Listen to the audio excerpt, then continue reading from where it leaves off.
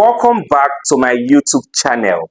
In the course of this video lesson, I'll be solving different practice questions that cut across different aspects in chemistry for the JUPEB exam. So if you are preparing to write the JUPEB exam, make sure you watch this lesson till the end, because in the course of this lesson, I'll be explaining different aspects in chemistry specifically for the JUPEB examination step by step.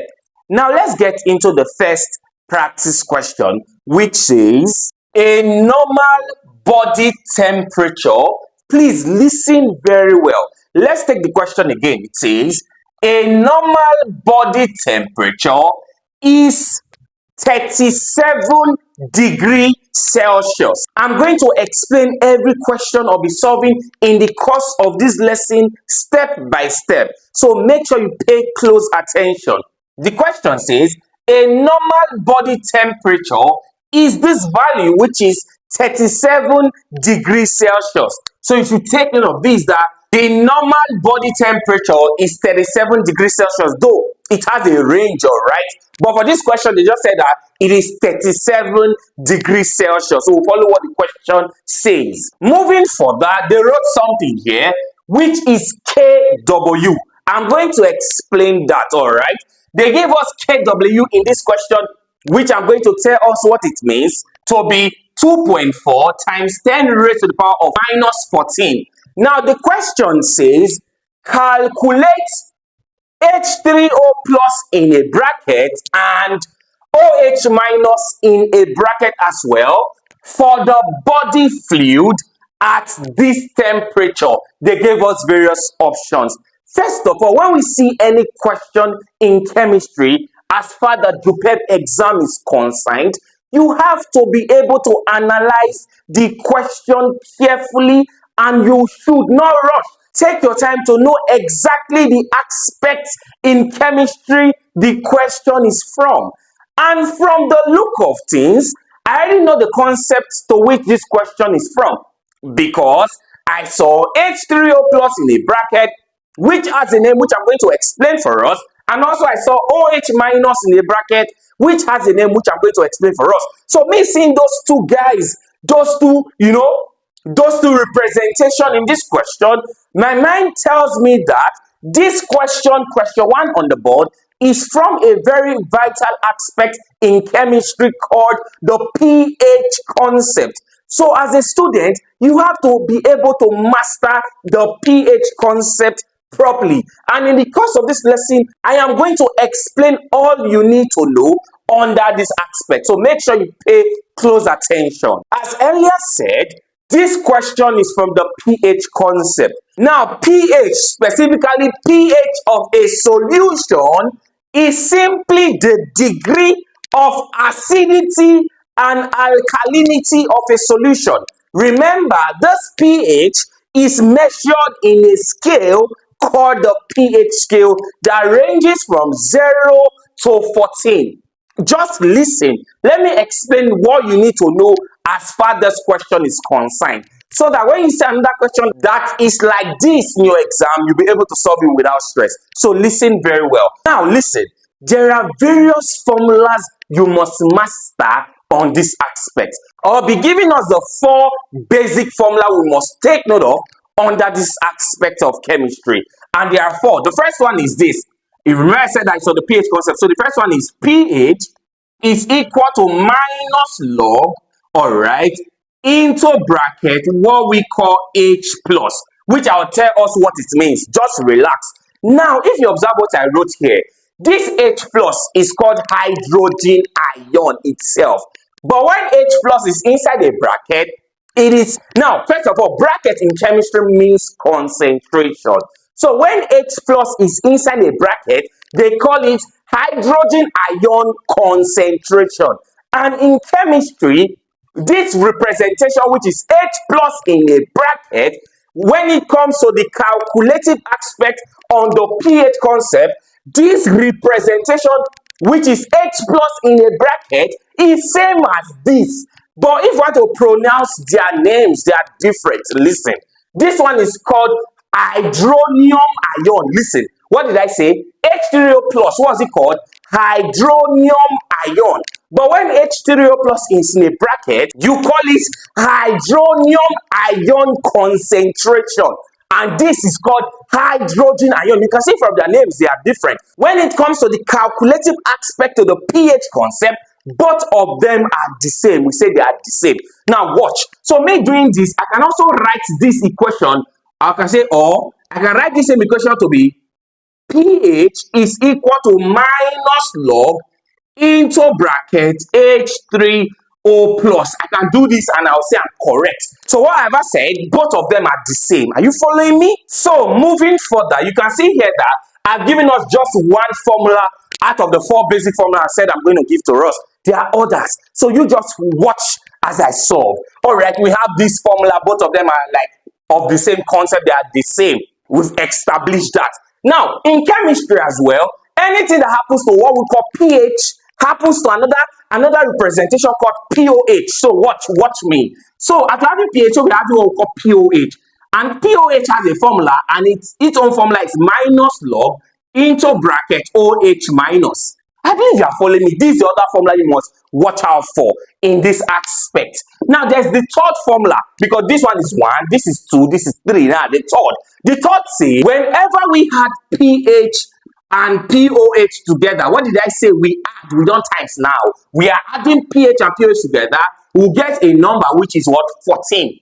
Remember I said that the pHK ranges from 0 to what? 14. So the maximum number you can get for your pHK is 14. Relax. Now the fourth one, which is extremely very important in the course of this question, is this. When we times H plus with OH minus, what did I say? Remember, H plus OH minus. Now what does OH minus mean? OH minus simply means hydroxide ion. What did I say?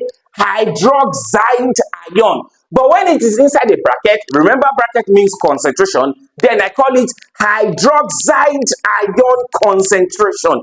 Are you following what I'm saying? All these things are very easy. Just relax. So then, in this fourth formula, because this is 1, this is 2, 3, and 4. So in this fourth formula, you can see what I'm doing. I am multiplying the hydrogen ion concentration with the hydroxide ion concentration. When I do that, I get this number. I get this number, which is 1 times 10 raised to the power of minus 14. Just relax. What did I say? Just relax. All these questions are very childish and they are all very easy. So guys, listen very well. You can see what I have done.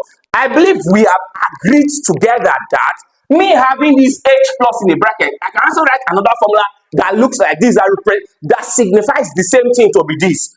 H3O plus in a bracket, because I've told us already that H plus OH minus, when it comes to the H plus H3O plus, when it comes to the calculating aspect to the pH concept, they are the same. So I can remove this and say, okay, let me leave this alone and put H3O plus. Then H3O plus can times OH minus, all right, can times OH minus, and then we'll still get the same number. Hope you are following me now. Hope you agree with me that this thing and this one, they are the same. Hope you agree with me. They are all very easy. You can see how we are breaking it down, because it is this fourth formula we need to solve this question. Just relax. All these things are very easy.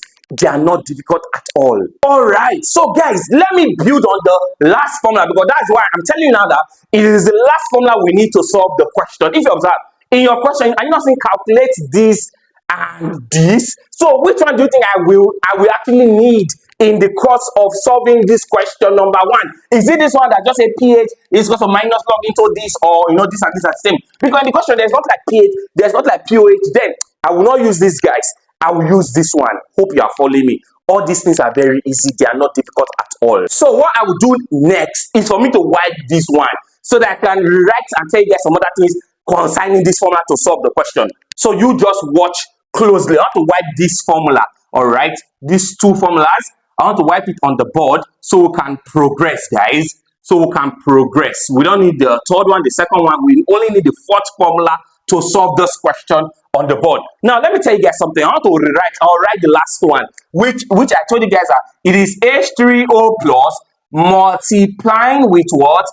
Knowing there is bracket means times, all right, with OH minus, and we get what? 1 times 10 raised to the power of minus what? 14. Now, please, this is the formula you must take note of. And this formula you are seeing, this 1 times 10 raised to the power of minus 14 is a constant. What did I say?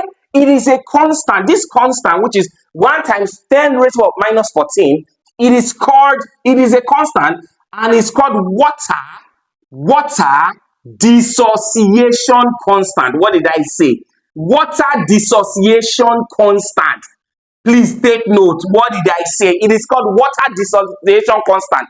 If we don't call it water dissociation constant, we can use a representation to just represent it. We can just say it's called KW. What did I say?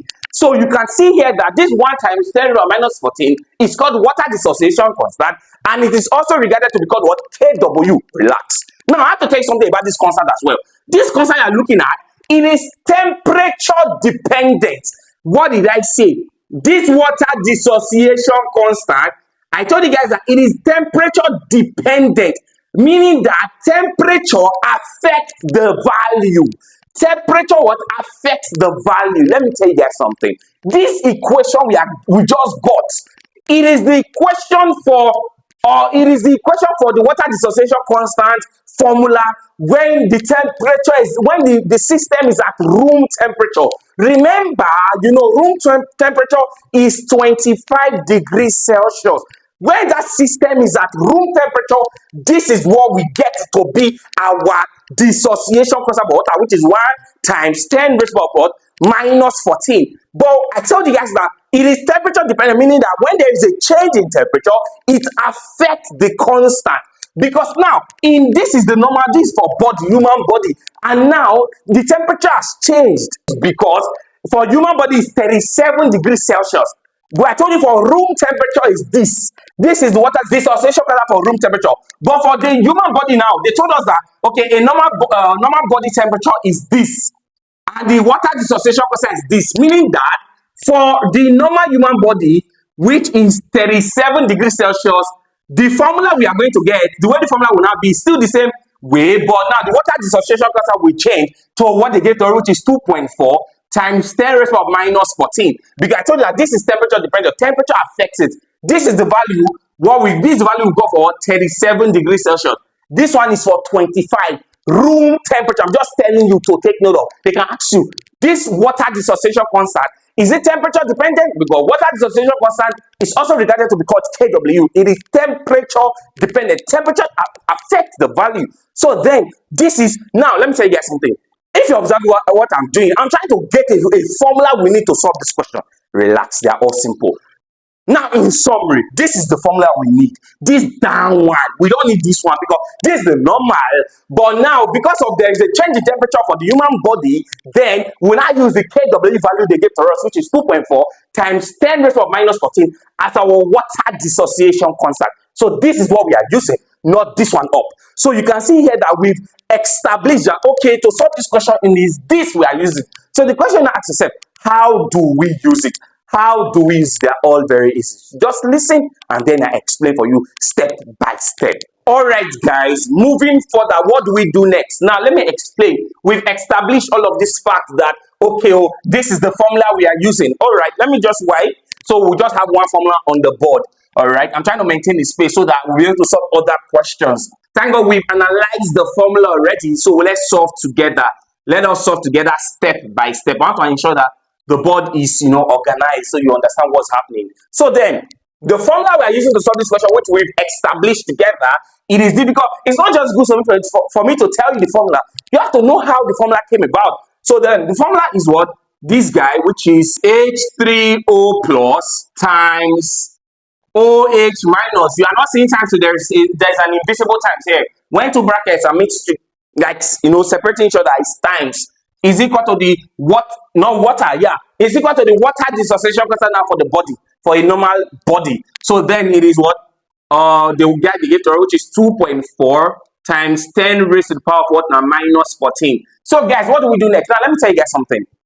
At normal conditions, at neutral conditions in chemistry, these two guys, they are equal. What did I say? at normal condition, what happens to these two guys? They are equal. This is what I want to do. I said they are equal. So then we can have this guy. I can rewrite it to be this. All right. H3O plus, open bracket, is equal to OH minus. You can see what I said that at normal neutral conditions, both of them, the H3O plus called the hydronium ion, hydronium, spelled correctly, hydronium ion, and this one which is hydroxide ion, they are the same at neutral conditions. What did I say? At neutral conditions, they are what? The same. So with this, I cannot say, okay, since both of them are the same, I can call any of them, in the sense that I can just combine them together. So this is what I mean. Just watch, guys. This is what I mean. I want to rewrite this thing in a way. Listen. Since both of them are the same, I can actually, since both of them are the same, I can just square them. Listen, this is where the mathematics come in play now. Both of them are the same. I cannot, okay, since both of them, they told me that they are the same, I can just use one of them to represent both of them. So let me use the H3O plus, and I say H3O plus squared. See, listen, I did not say what I'm there. I said they are the same. So I can just, okay, since they are the same, let me just bring both of them together. I'll just, okay, let me add them together, like, since they're the same, I will square them. And I will just use one of their representation to represent both of them. I can either use this as well. I say this guy OH minus squared as well. So I'm using the H3O plus. Are you following me? Then we'll still go back to this our equation. It's like saying, because I'm telling you that, okay, these two guys, they are the same. So then I can just pick any of them, use one to represent both of them and square them and say they are the same. You understand now? Let's say we have I told you guys that they are the same. So then I square them. And also equal to the KW, which is water dissociation pressure, and equal to this guy, which is what? The, what do you call it? The 2.4. So rewriting it, H3O plus squared. All right, H3O plus squared will now be what? 2.4 times 10 raised to what? Now minus 14. Hope you are following me now.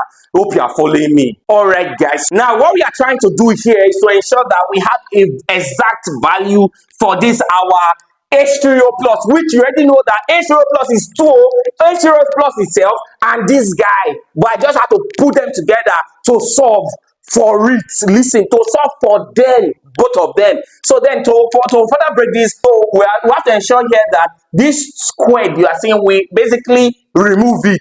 And for we to remove it, we square this side. Hope you know now, mathematically. So then what happens next is going to be what now? H3O plus without the squared now is equal to 2.4 times 10 raised to what now minus 14, which is water dissociation constant when the body temperature is this value. So we've squared this side.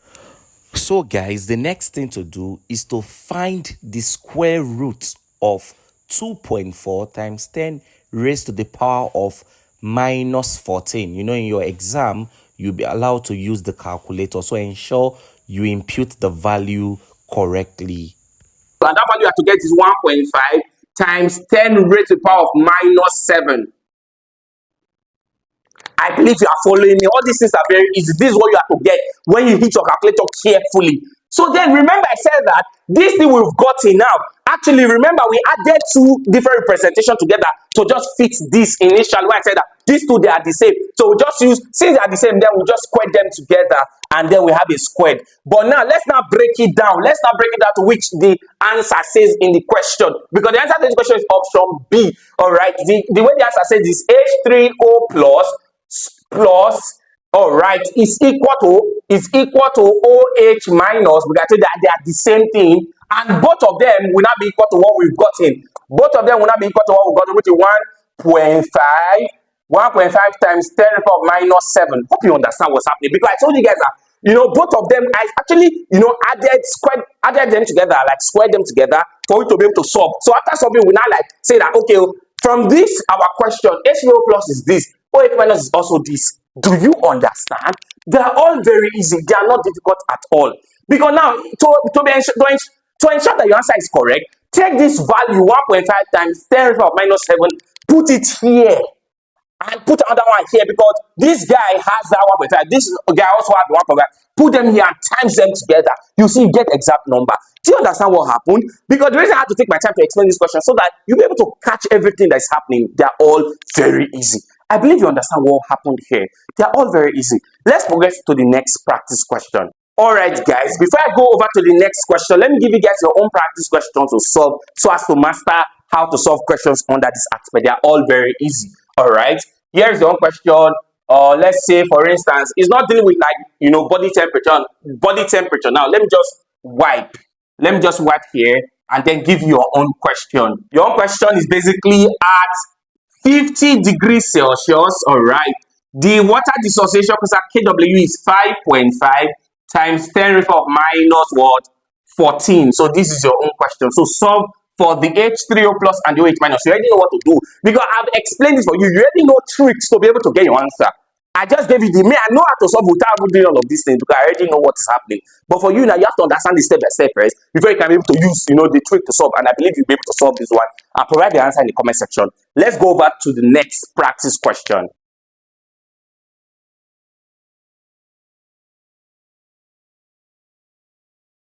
All right, guys, the next practice question says atoms of elements in a group on the periodic table have similar chemical properties. These similarities is most closely related to the atom having, all right, all of these are just so many English together.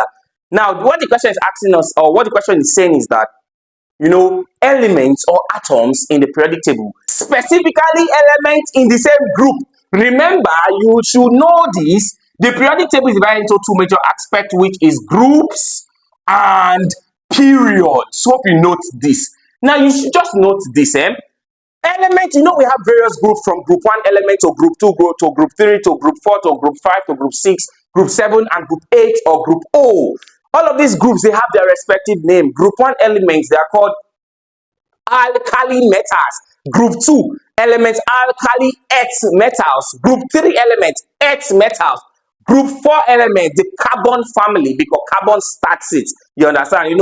The names of group are given, maybe they are given as a result of, maybe they are given special names, whereby some groups are named according to their first member. So group 4 elements, since the first member is carbon, then we call it the carbon family. Group 5 is the nitrogen, all right? They are called nitrogens, all right? Nitrogen, not pinitogen, nitrogens. Nitrogens. Whereby group 6 element, they are called chalcogens, all right? Chalcogens. For group 7 elements, very popular, they are called halogens, whereby group 8 element, they are called the noble gases or the rare gases or the inert gases. So, I said that the periodic table has groups and period. Maybe I will draw the periodic table on the board so that you know what's happening. Because the periodic table now, there are various groups. All elements in a particular group, they behave the same way. Now, the reason they behave the same way, now, because that's what the question is saying, Jada, elements in the same group, they have similar chemical property. Their property, they behave the same way. That's the chemical property in them, they behave the same way. Why is that so? That's what the question is asking. The reason why these elements behave the same way is because they have the same number of electrons in their valence shell. I know, like, maybe you don't understand what valence shell is. Relax. All these things are very easy. Let's take it step by step. I want to wipe question 1, then I explain it so you understand what's happening. So let me quickly wipe question 1 so you know what is happening. Ensure you provide the answer to the question I gave to you so as to master all of these aspects properly. So let's quickly talk about question 2 so you understand what is happening. Why elements on the same group have similar chemical property. We have various groups of the periodic table. Let me quickly draw the periodic table of the first 20 elements, and it starts like this. This is hydrogen. All right, here is helium. All right, here is lithium, beryllium, boron, carbon, nitrogen, oxygen, fluorine, neon. All right. Let me make it wider a little. All right, let me make it wider a little. So now listen very well. All right, hydrogen, helium, lithium. All right, here is beryllium, here is boron, carbon, nitrogen, oxygen, fluorine, neon. All right, sodium, magnesium, aluminium, silicon, phosphorus, sulfur, chlorine, argon, potassium, and calcium. All right, I'm to put boxes. Now, okay, let me just do that so you see what's happening. These are various groups of the periodic table. All right, these are various groups of the periodic table. Just watch. They are all very easy. This is a sketch. This is a sketch, not like a proper diagram. This is like a sketch. So you just pay close attention. So guys, listen very well. Okay, it's like this. We have something like this. We have something like this. All right. So now, this is the periodic table of the first 20 elements. These are its arranged. The periodic table is divided into groups and period. Where are these groups? These are the groups. Group 1, Group 2, Group 3 element, Group 4, Group 5, Group 6, Group 7, Group 8. All right. Whether the period are like this, they are the group are the vertical guys. The ones that are vertical, they are the group. But the ones that are horizontal, they are the period. So this group 1, group 2, like that, period 1. All right. This for period 1. I'm coming. This for period 1. This for just watch. This for period 1. This period 1. This period 2. Period 3. I'm just sketching. That's why I'm not drawing it properly. Period 1, period 2, period 3, period 4. You can see here that the periods are not complete because there are still more elements below. So we have now just leave that alone. What you have to watch out for is that elements in the same group. Element in the same group, they have the same chemical property. Why? This is because they have the same number of valence electron in the outermost shell. Let me explain. See, look at group 1 element. This is group 1 element called the alkali metals. Let me pick lithium and sodium. All right, this is lithium and also this is sodium Na. So these guys, these elements in this group, they have numbers. All right, the way I give them the number is that yes, the hydrogen is number 1, helium is number 2, lithium number 3, number 4, number 5, number 6, number 7, number 8, number 9, number 10, 11, 12, 13, 14, 15, 16, 17, 18, 19, and 20. You can see the numbers. All these numbers, what are they called? They are called atomic number. So all these numbers are given to this element. What did I call them? Atomic number. Did I call them atomic mass? No, they are called atomic number. Please watch closely. So guys, as I was saying, just watch. So you can see here that the lithium number is number 3, sodium number is number 11. All right, what do we do next? What do we do next? They're all simple. Just relax. Let me draw something. Now, for me to know the number of valence electron they have in their outermost shell, I have to draw what we call shell notation, how to represent atom. It starts with a circle like this. We have the first circle whereby inside the circle there, I'm drawing for lithium first. I'll do the same for sodium. Relax. Inside the cycle is the nucleus. All atoms, they have nucleus. This is an atom of this element. I'll draw another atom. Atom is the simplest form to which an element can exist. That's what we call atom. The simplest form to which an element can exist. So guys, moving further, what is found at the center of that atom, they call it nucleus. Relax. I'm not talking about that right now. For we to draw the shell notation, that first circle you are seeing, it contains 2 electrons. That first circle, what did I say? It contains how many electrons? 2, 2, 2, 2. So the electron will be signified like this, 1 and 2. So if you observe, because now let me explain something for you again. Remember, I call these numbers atomic number. So if you now observe now, I'm not calling them electrons. Actually, just relax. For elements that are neutral, the way these elements are now, they are neutral. When they are charged, I will show you they are all neutral now. Just listen very well. For elements that are neutral, this atomic number, I'm pronouncing that all these numbers are atomic number, is same as proton number. What did I say? Because, see, relax. In chemistry, we have what we call atom, which is the smallest unit of elements. All these elements are called atom. Atoms are made up of 3 important subatomic particles. Inside this atom, it has 3 extra things called pain. I call them pain, which include proton, electrons, and neutrons. Relax. These numbers I gave these guys, they are called atomic number. For neutral atoms, like all of these things now, the atomic number is same as proton number, and the proton number is same as electron number. To get your neutron number is different. That's the topic for another day. Relax. So what I'm trying to explain to you guys is that for this now, me having 3 electrons, me having 3 to be the atomic number for this lithium, is still saying that, okay, for neutral basis, it's still saying that me having these 3 electrons, 3 atomic number for lithium is same as 3 electrons. That's my point. So how many have I drawn here? Just 2, because the first circle takes 2 electrons, whereby any other circle I am to draw will take a maximum number of 8 electrons. So now, how many remaining to be complete? How many remaining to be complete, guys? Is it not me drawing or an extra 1 to make it 3? Relax. Let me now, this one is complete. Let me simply solve for sodium. All right, 1, 2. All right, you know the other one, the first one is 2 electron, whether the other ones you have to draw should be 8. So here is 1. Remember, it's 11. So there is 2. So 2, 4, 6, 8, 10. What am I saying? Oh my God. Sorry. 2, 4, 6, 8, 10. Hope you know now. 1, 2, 3, 4, 5, 6, 7, 8, 9, 10. Remember, any other share after the first share will carry 8, 8, 8. If you observe this 8 I drew. But we are not still complete because we're having 10. So because sodium here is 11, so I'll put 1 at the end.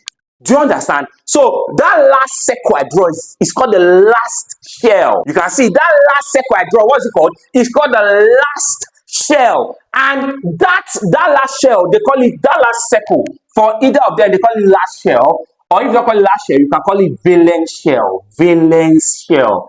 Valence what shell? So the electrons that are found in those shells, they call them valence electrons. So looking at this valence shell, what's the electron? How many electrons can you see? How many valence electrons can you see? 1 for lithium.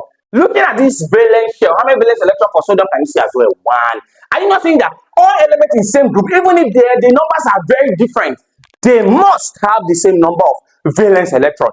Thus, this gives them their chemical property. This makes all elements, if I do for this, the same thing. They are all simple. Just note here that the first circle you have to draw should take 2 electrons. But any other circle you have to add is 8. Do you understand? Let's say the number was more than 11, I will still continue to add. And if it's up to 8 in this one, I will draw that one again. That is my point. Guys, this is very easy. They are not difficult at all. Pay close attention. So let's choose the answer. The similarity is most closely related to the atom having same atomic number. Wrong. Because the atomic number are different. 3, 11. They are wrong. That was wrong. Same number of valence electron. Option B is the answer to the question. It is very easy. It is not difficult at all. So guys, in summary, all elements in the same group, they have the same number of valence electrons. But all elements in the same period, this horizontal way of calculating it, all elements in the same period, these guys, they have the same number of electron shell. Yes, that's what I said. Elements in the same group, they have the same valence electron. Valence electron, they have the same valence electron, 1, 1 in this case. But elements in the same period, they have the same number of electron shell. Let me explain. Relax. I want to wipe this one again because you have to note these things. These are all what you need for your exams. So now this is a period. This period, 1 period, 2 period. This is a period. Let me choose. Let's say I choose. Okay, let me quickly use this one. Lithium and beryllium. Lithium is Li3 and beryllium is Be4. So let's quickly draw the shell notation. First of all, it's 3.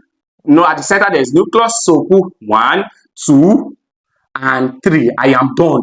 For lithium now, relax. For beryllium, 1. All right, 1, 2, and we have of it 4. Oh my God.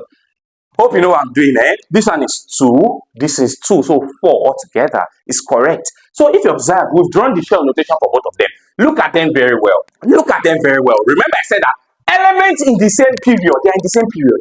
Period are the ones that are vertical. They are in the same period. They have the same number of electron shell. Lithium, how many shell can you see? 2 shell. How many now? 2. 1, 2, 1, 2. This guy, how many shell? 2 shell. So they have the same number of electron shell. That's an example shell. Elements in the same period, they have the same number of electron shell. For elements in the same group, they have the same number of what now? Valence electron. Though there are other things for periodic table, relax. I already have full video lessons on my channel that explains on all of these things.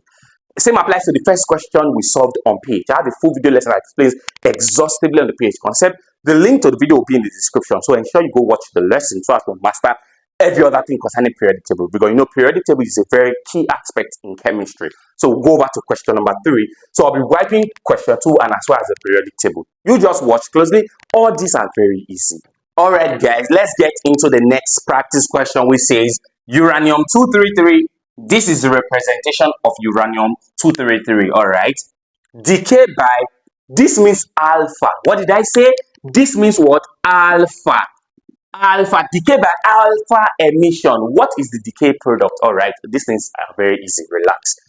Missing decay, I already know the topic to which this question is from, and it's from a very vital aspect in chemistry called radioactivity. Now, if you are finding radioactivity difficult, I already have a full video lesson on my channel that explains on radioactivity from the beginning till the end. So ensure you go watch that lesson so as to master all of this. Because this question is on nuclear reactions. We have now, first of all, what's radioactivity? Let me just give a quick summary. Radioactivity simply is the spontaneous emission of radiations from the nucleus of atoms. Remember that thing I drew is the nucleus. So when that thing starts emitting rays or radiation, because rays and radiation they are the same. When it starts emitting radiation, all right, this is a nucleus of an atom. So this is the nucleus. When it starts emitting radiations, we call it that, oh, this atom is undergoing radioactivity. These are the radiations, all right? All these things, they are radiations. Now, in chemistry, radiations can be of different types. We have the major radiations and the minor radiations. All right, we have what? The major radiations and what? The minor radiations. All right. The major radiations, there are three majorly, which include the alpha radiation or alpha ray, which include the beta radiation or beta ray, and lastly the gamma radiation or gamma ray. Now, it's not just enough for you to just know that, okay, for the major radiations there are three, you just know their names. That's not enough. You have to know their symbols. Relax. I'll talk about this, the minor radiations. For alpha radiation, basically, they are represented as He42. For beta radiation, they are represented as this B0 and -1. For gamma radiation, they are represented as this 0 and 0. If you observe, I believe you can see the radiations and their symbols. Relax, they are all very easy. But for more information about how to solve questions on radioactivity from the beginning to the end, all diverse ways questions can be asked. Go and watch it on my video lesson. The link to that video will still be on the description section, so you can click on it and find yourself to that video. There's so many. I have a playlist on radioactivity, everything you have to know about radioactivity. So go watch that lesson. So moving further, guys, if you observe, the question says, all right, for the minor radiation, still go watch it in the videos, all right? They are all very easy. I've made everything easy there. So uranium-233, this is the symbol decay by alpha emission, meaning that what they are telling us that this guy, which is uranium 233 or 92, undergoes what we call an alpha decay. Because alpha emission means that alpha ray was emitted. What did I say? Alpha emission means that, okay, in this radioactive element, uranium, because uranium is a radioactive element, in this radioactive element, an alpha emission, all right, an alpha emission took place. That means an alpha ray was emitted. You understand? So they told us that alpha ray was actually what? Emitted. This thing, alpha ray. So they now say, okay, when this guy undergo radioactivity, an alpha out of the three major radiations, alpha was emitted. You understand? They said that this decay by alpha emission. So alpha ray was emitted. So when something is emitted, it goes to your product. That's on the concept of on solving questions on nuclear reactions in radioactivity. So the question now saying, what is the decay product? Meaning that what was now formed? That's the question. What was now formed? Because they've given us an expo that alpha ray was basically emitted. So all these things are simple. Relax, we'll solve it together. Remember, I told you guys alpha ray is represented as what now? He42. So then with this information alone, we'll be able to solve it simple. All right. The way you solve it is this. Here is 2, 3, or 3. All right. And here is 4. Here is 292 and here is 2. So you are trying to add a number to this to ensure that it's 233 and add another number in this guy that is unknown to ensure here is 92. Relax. So what do we add to this? Is it 230? I'm just saying. Because I know that if you add 230 to this, it will give you 234. And here is 233 because it's more than. So it's best for me to reduce it. So let's say I add 229, 229. All right, 229 to 4. Well, I believe we have 233 now. I hope you know that now, mathematics. Your up goes with your up, your down goes with the down. So we can see that we're adding 4 plus this. He has gave us this. All right. We are adding now. Here is 2 and here should be what? 90, because 90 plus 2 will give us 90. So hope you are aware. So then you can see the numbers we've gotten. So we'll now look at our option to know the element that fits into what we've got. Is it option A, which is TH22990? Yes, because actually this element is called thorium. TH element, TH is called thorium. And this should be the decay product. This is the answer to the question, not option B that I say thorium 231 and 90, because if it is 231 and you add it to 4, it will be greater than this. Hope you know. And it's not this one. This one is already out of the picture. Here is 91. It can't be that guy. You understand? This guy AC is called actinium. Actinium. So that is for that, guys. You can see how question 3 was solved without stress. All right. So, guys, if you find my video lesson helpful, make sure you click on the subscribe button to my channel and also share my lessons with your friends. Let's get into question number 4. It says transition metals forms complex ions. Why? Simple. Now, transition metals or elements in chemistry, they start from the scandium, the titanium, vanadium, like that, chromium, manganese, cobalt, copper, zinc. They have their series, though. You just have to know something about transition metals or transition elements. That transition elements, they have various properties, and these properties I'll be listing them in the course of this lesson. But you should ensure here that for transition metal, the reason for those properties is as a result of that these elements, they have what we call partially filled d orbitals. What did I say? They have partially filled d orbital. Now in chemistry, the d orbital basically has a way to represent it, and this is explained on the topic quantum number, which I already have a full video lesson on. Now for the d orbital, you must note this. In d orbital, it is 5 boxes that is drawn: 1, 2, 3, 4, and 5. I know you are wondering, how did I even know that d orbital will draw 5 boxes? We have various orbitals in chemistry, which include the s orbital, the p orbital, the d, the f, the g, and the h. But for the s orbital, it is 1 box that is drawn. For p orbital, it is 3 boxes that is drawn. For this guy, it is 5 boxes that is drawn: 1, 2, 3, 4, 5. This guy is 7 boxes. Are you seeing what I'm saying? So relax. I know you want to. How did I know there is a reason? Go and watch my video lesson on quantum number. Quantum number works. You see how I explained it. Just know that, okay, d orbitals, they have 5 boxes. And now I told you guys that in this d orbital of transition metal, they have partially filled d orbital, meaning that their d orbital, normally each box occupies a maximum number of 2 electrons. Occupies a what? A maximum number of 2 electrons. So you can say that 2 electrons are filled in all the boxes in d orbital. So this tells us that, okay, d orbital here is completely filled. And I told you the reason why transition elements have various properties which I'll be listing is as a result of them having partially filled d orbital. So basically, for them to exhibit all of those properties, the d orbital should be partially filled, not like completely filled. Because in this case, in that one I drew first, it was completely filled. So the d orbital must be partially filled. Let's say we have something like this. You can see that 2 remain. 2. Now all these things I'm basically drawing inside. They are called electron. So this 1 electron, 2 electron, 3 electron, 4 electron, 5 electron, 6 electron, and the rest. You understand? Just relax, relax, and relax. D orbitals. For transition metals to be able to have all of these properties which I'll be listing in the for the question, they only wrote one of the property, which is them having complex ion or them forming complex ions. There are other properties exhibited by these d orbitals. Not just them forming complex ions, they also have the ability to form colored ions. They also have the ability to act as catalysts. They basically have variable oxidation state. That's a story for another day in another topic. And then we have a full video lesson on the topic redox reaction, how to solve oxidation number. The link to that video will still be in the description section. Hold on. I told you guys that for them to be able to possess all of this property, they will have partially filled d orbitals. I noticed that this d orbital now, the one I drew where I completed everything, it was completely filled. But in this case, it is partially filled. It is not completely filled. So they are like, this guy is not filled, because normally for it to be filled, you must occupy 2 electrons in that your box. So it's partially filled. So then, with this information we've gotten, let's read our options. Let's read the question again. It says transition metals can form complex ions because you can say this chemistry, you have to be very wise, because A, they have unpaired electrons in the d subshell. The d subshell, d orbital, they used to like represent them to be the same in a way. So they option A, the reason why they form these complex ions, I'm giving you the broad reason, because they have partially filled d orbital. That's the broad reason. But our option has, coined it in another way, in another English way. Just relax.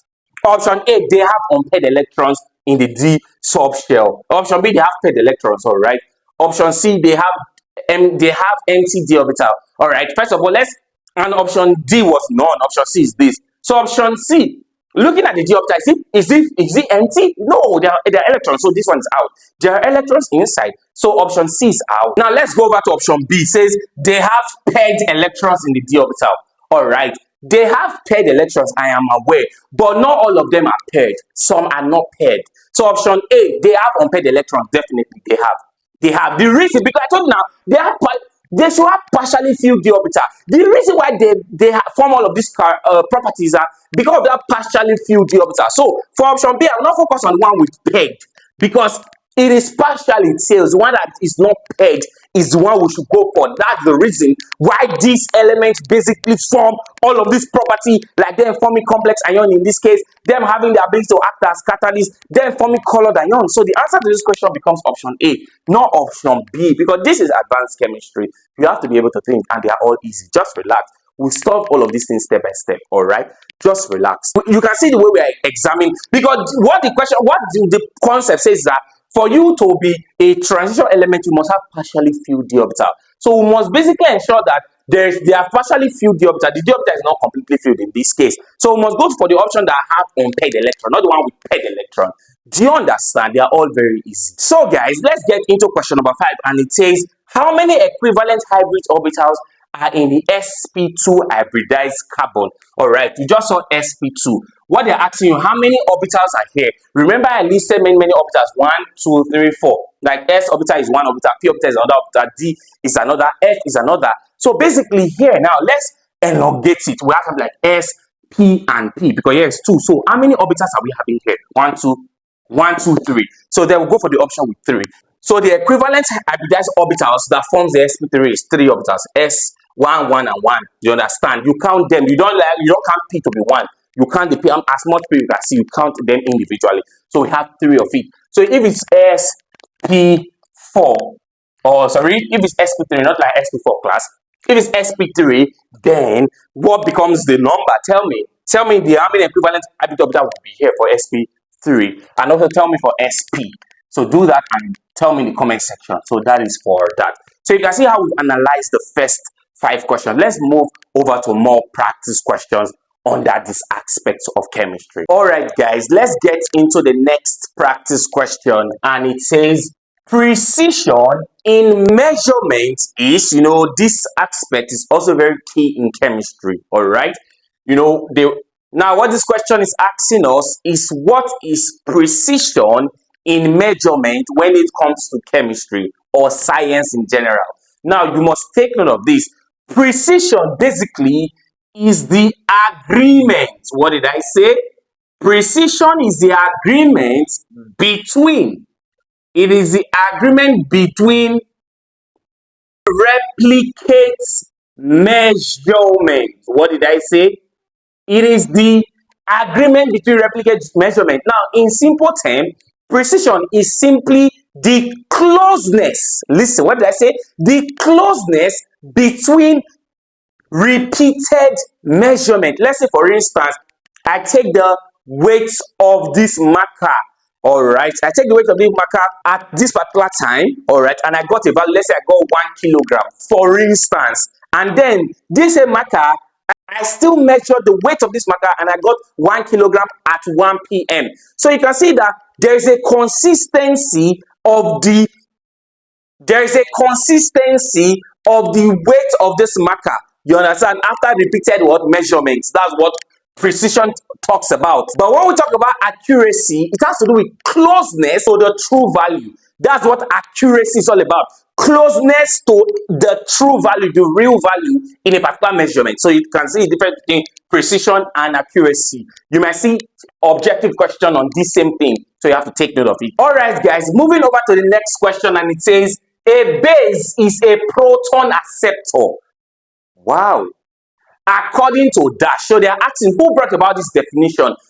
Acid and bases were defined by various scientists. All right, we have one of the scientists that brought about definition of acid that is very common, and definition of base that is very common, which is acid is a substance which, when dissolved in water, produce hydrogen ion as the only positive ion, and a base is a substance which, when dissolved in water, produce hydroxide ion as the only negative ion. These two definitions for acid and base was brought about by a man called Svante Arrhenius.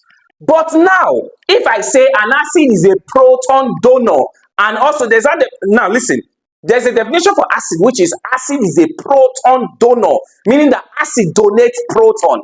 Don't worry, I'll explain properly when we get to questions that may require us to explain that. You just note it. Acid is a proton donor and base is a proton acceptor. This two definition was brought about by a man. You have to know the scientist that brought about this definition for acid and base. Acid being a proton donor and a base a proton acceptor. It was done by two men, which are Johannes Nicholas Bronsted, Johannes Nicholas Bronsted and Thomas Lowry or Thomas Matthias Lowry. Thomas Lowry. That's why you've heard the concept in acid and base, which is called Bronsted-Lowry concept of acid and base. So you must know that these two men brought about the definition of acid and base, which says acids are proton donor, bases are proton acceptors. You can see it here. Question number 8. It says, now before I go back to question number 8, there's another definition for acid and base you must note. That one is defined using electron to define acid and base. That definition says for acid, acids are electron pair acceptors. All these things I'm saying, please note it. Acid, according to that man that discovered the definition for acid and base using electron, he said acid, they are electron pair acceptors, whereby bases are electron pair donor. It's like the opposite. If you look at it from your writing, you see what I'm talking about. I don't talk much. This definition, because I've said 3 different definitions for acid and base. This last one I said, we'll talk about it. I think the question is down. Was brought about by a man called Gilbert Newton Lewis. Relax. First of all, let's solve this question. It says a bottle of concentrated, here should be concentrated HCl solution has a label reading 37.8% HCl. So the label in the bottle to which this HCl is in has a reading to be 37.8% HCl by mass. The question now says calculate the molarity of the solution. This question is extremely very, very easy. Before we solve this question, I'll wipe question 6 and 7 so that we can have space to solve the question on the board and explain what you need to note under this aspect of chemistry, because I saw a very, very important aspect in chemistry called molarity. So it's important for me to explain to you guys the concept of molarity before we solve question number 8. There's a general formula for molarity you must note. That formula is this. As we're having molarity, so we're having another, which is molality. And so we're having another terminology called normality. All this lity, listen. Molarity, molality, and normality. All of them they are all concentration. They are units for concentration. Relax. The general formula for molarity you must note is this, which is mass times 1,000 divided by molar mass times volume. What did I say? And in this case, the volume is in centimeter cube. Why? The volume is in 1 unit, centimeter cube. Why? Because there's 1,000 in my formula. If here there's no 1,000, my volume would have been dm cube. But leave that alone. This is the general formula you must note for solving molarity questions. But let's say, for instance, you see a molarity question that you are giving density, your formula will change. This is like the simplest of approach to solve this question. Though, if others were to solve it, it might be a little bit longer, but we don't need stress here. We just have to note what we need. So whenever you see percentage density in a question and they ask you to get molarity, I did not say lity, molarity, and there is density, I beg you note this formula, guys. Note it. The formula is simply 10, number 10 is a constant, times P times D divided by molar mass. I know you are wondering, where did I see this formula from? Please just note it. It can be derived, but just note it. Let's solve. The answer for molarity, right? So then 10 is a constant, then I write it times P. P means percentage. Then look for in the question, you don't have to read more. Just go to the question and look for percentage. This percentage here is 37.8, times density. Density in the question was given to be what? All right, where's density? If it has a density of 1.1917, all right, here is 1.1917. 1.1917. That's density gram per cm cube. That's the density. Dividing molar mass of the compound. The compound in this question is HCl. So then we write HCl down and calculate the molar mass. It's very easy. For we to calculate molar mass of compounds, I believe you know that this is, this JUPEB the JUPEB program is an advanced program. So all these things are very cheap. It's not like JAMP that I have to explain. I'm still explaining step by step though. You understand? So let's calculate molar mass. So for you to get your molar mass, you need to know the atomic masses of the element. Molar mass for hydrogen, atomic mass is 1. For chlorine, atomic mass is 35.5. Adding them together, you're having 36.5 gram per mole. You understand? That is the unit for molar mass. Then molar mass will be under. So here becomes 36.5 gram per mole. So when we hit our calculator, solve carefully. When you press your calculator by solving, you get 12.34 capital letter M. So the question will be, what does that M means? Now, the unit for molarity can be expressed in various units. The unit for which molarity can be expressed is what we call moles, M-O-L, slash, meaning per dm cube. And if you don't want to say that, you just write it as capital letter M. And that capital letter M means what we call molar. So 12.34 molar is the answer to the question. But then we have to look for the answer in the option. You can see option A is 11.3, B 14.5. All right. So the closest answer is option D, 12.3. You understand? We had 12.34, but this is the closest answer, and this is the answer to the question actually. So guys, let's get into the next practice question, which is question number 9.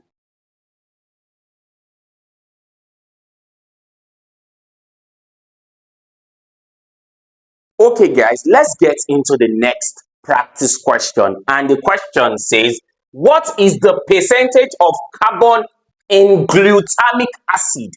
Wow, this question is on a very key aspect in chemistry called percentage composition. Before we solve this question, I have to give us the formula for solving any question that has to do with percentage composition. Because I said percentage of something, so they're asking for percentage composition. And there is a formula you must watch out for. Percentage composition, there is a formula. Percentage composition, first of all, is symbolized as percent. So what's the formula? It is percentage composition is equal to atomic mass of elements. Just follow. Atomic mass of element times number of atoms of element. Number of atoms of elements. Just listen. Divided by molar mass of compound. Molar mass of compound. The overall compound, you calculate molar mass times 100.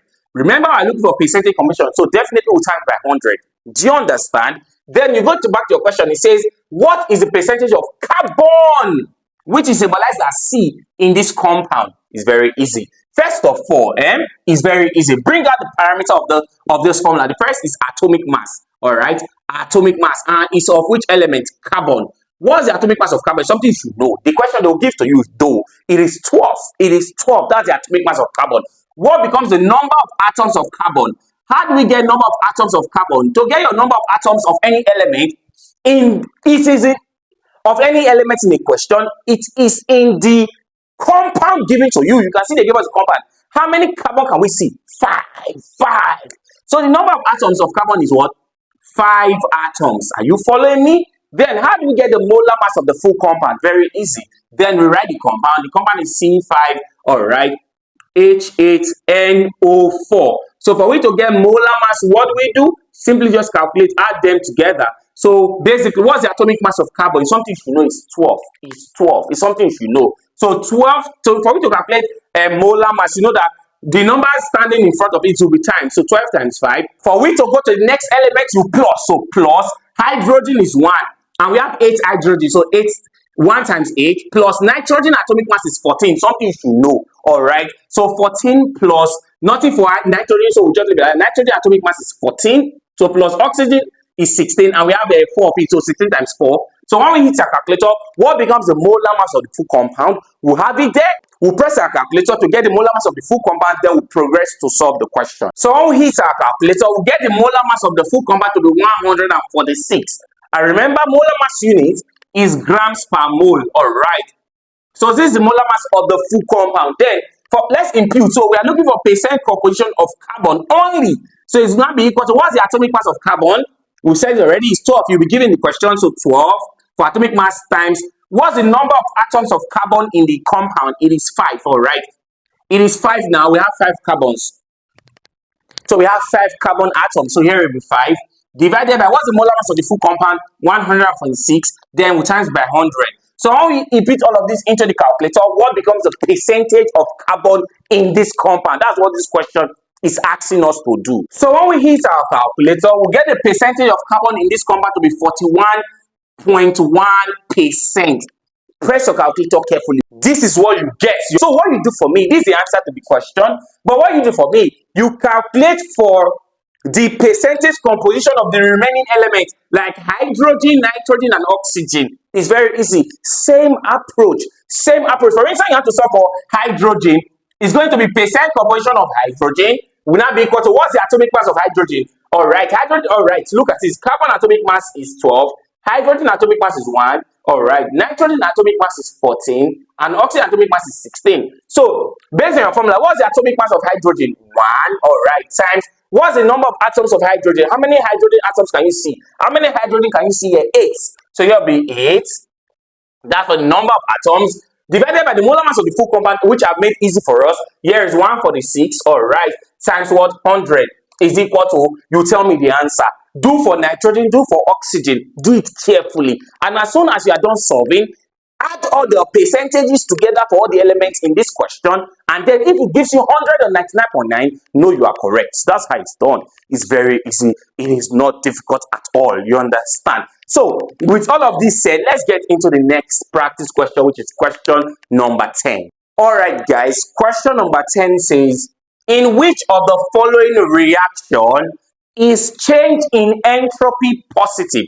First of all, you have to know what entropy as a terminology in chemistry means. Now, entropy, first of all, is symbolized as S, and it is the degree of disorderliness in a system. Entropy is favored when a system is disordered. You understand? When it's in a disordered state, that's where entropy will be like favored. You understand? And then entropy, okay, as we're having entropy, so we're having change in entropy. I call it the brother or the senior brother, change in entropy, or the elder brother, change in entropy. As we're having entropy, so we're having change in entropy. In science, change means delta and entropy means X. S, are you there? So now, this change in entropy can be given 3 different signs.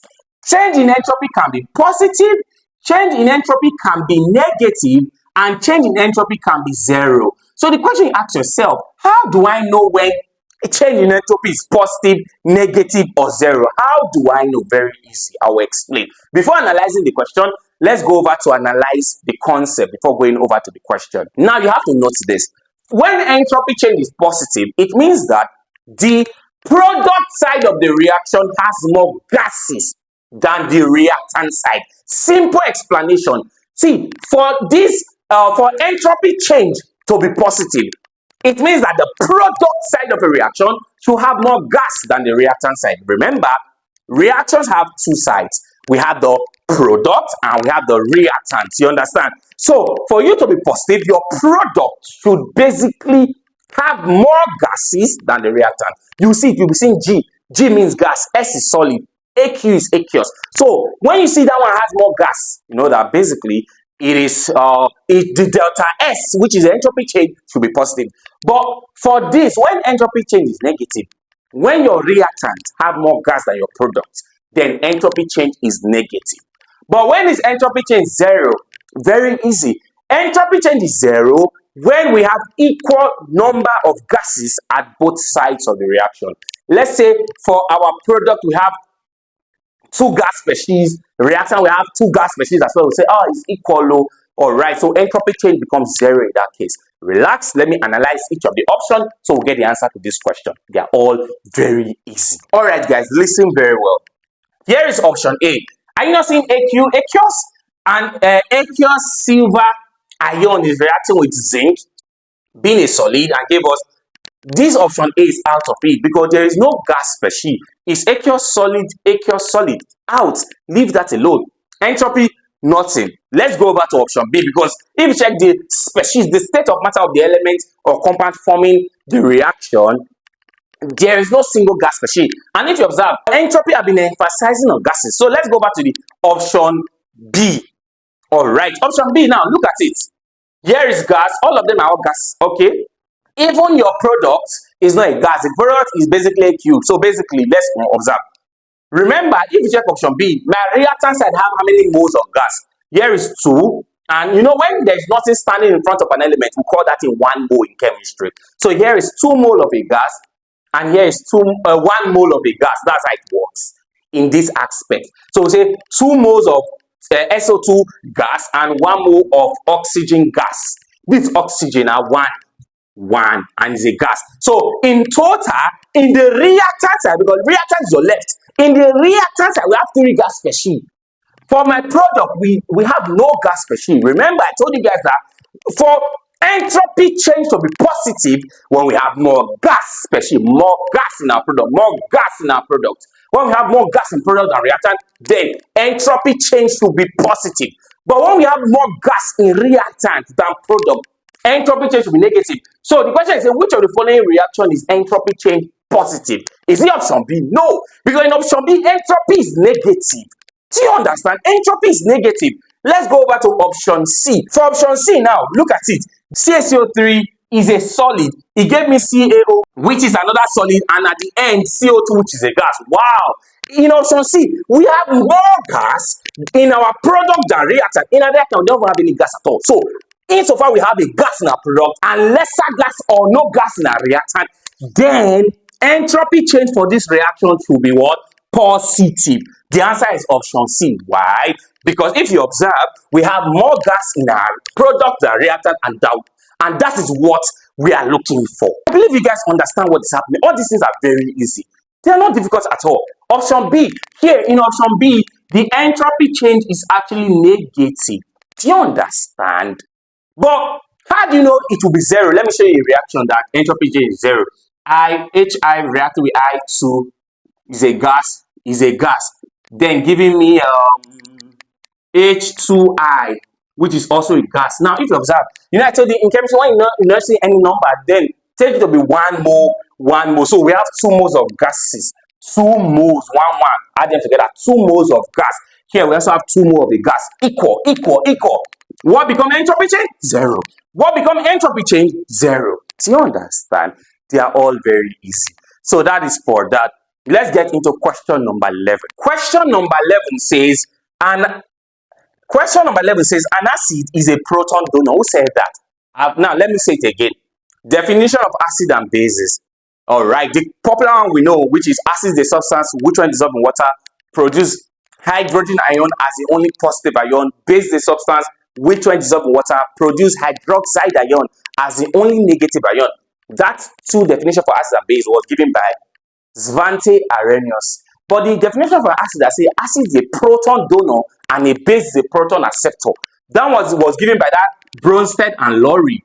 All right, Bronsted and Lowry. All right, you know, I wrote the full name initially. Johannes Nicholas Bronsted and Thomas Matthias Lowry. So when acid, now, okay, the simple way to just know who brought about this definition is that the guys that use proton to define acid and base, Bronsted and Lowry. But the guys that use, the guy, not guys now, because for electron, the one that worked the electron for definition of acid and base was by a man called Gilbert Newton Lewis. So any definition for acid and base with electron, all right, an acid, but you have to now know which one is for acid and which one is for base. 2 of them was defined by Gilbert Newton Lewis, all right, Gilbert Newton Lewis. I believe you've heard something like Lewis acid and Lewis bases before, all right. This is the man that brought it about it, Gilbert Newton Lewis. He said that an acid is an electron pair acceptor. An acid is an electron pair acceptor. A base is an electron pair donor. So the man that used electron to define acid and base, Gilbert Newton Lewis. The people that use proton to define acid and base, you know, Johannes Nicholas Bronsted and Thomas M. Lowry. All right, that is for that. Next question. It says, all right, guys, let's get into the next question, which says, which of these orbitals is most stable? These are the orbitals. Remember, initially in one of the questions we've solved, when we talked about orbitals, In chemistry, we have various orbitals which include the s orbital, the p, the d, and the f orbital. Just listen, let me explain.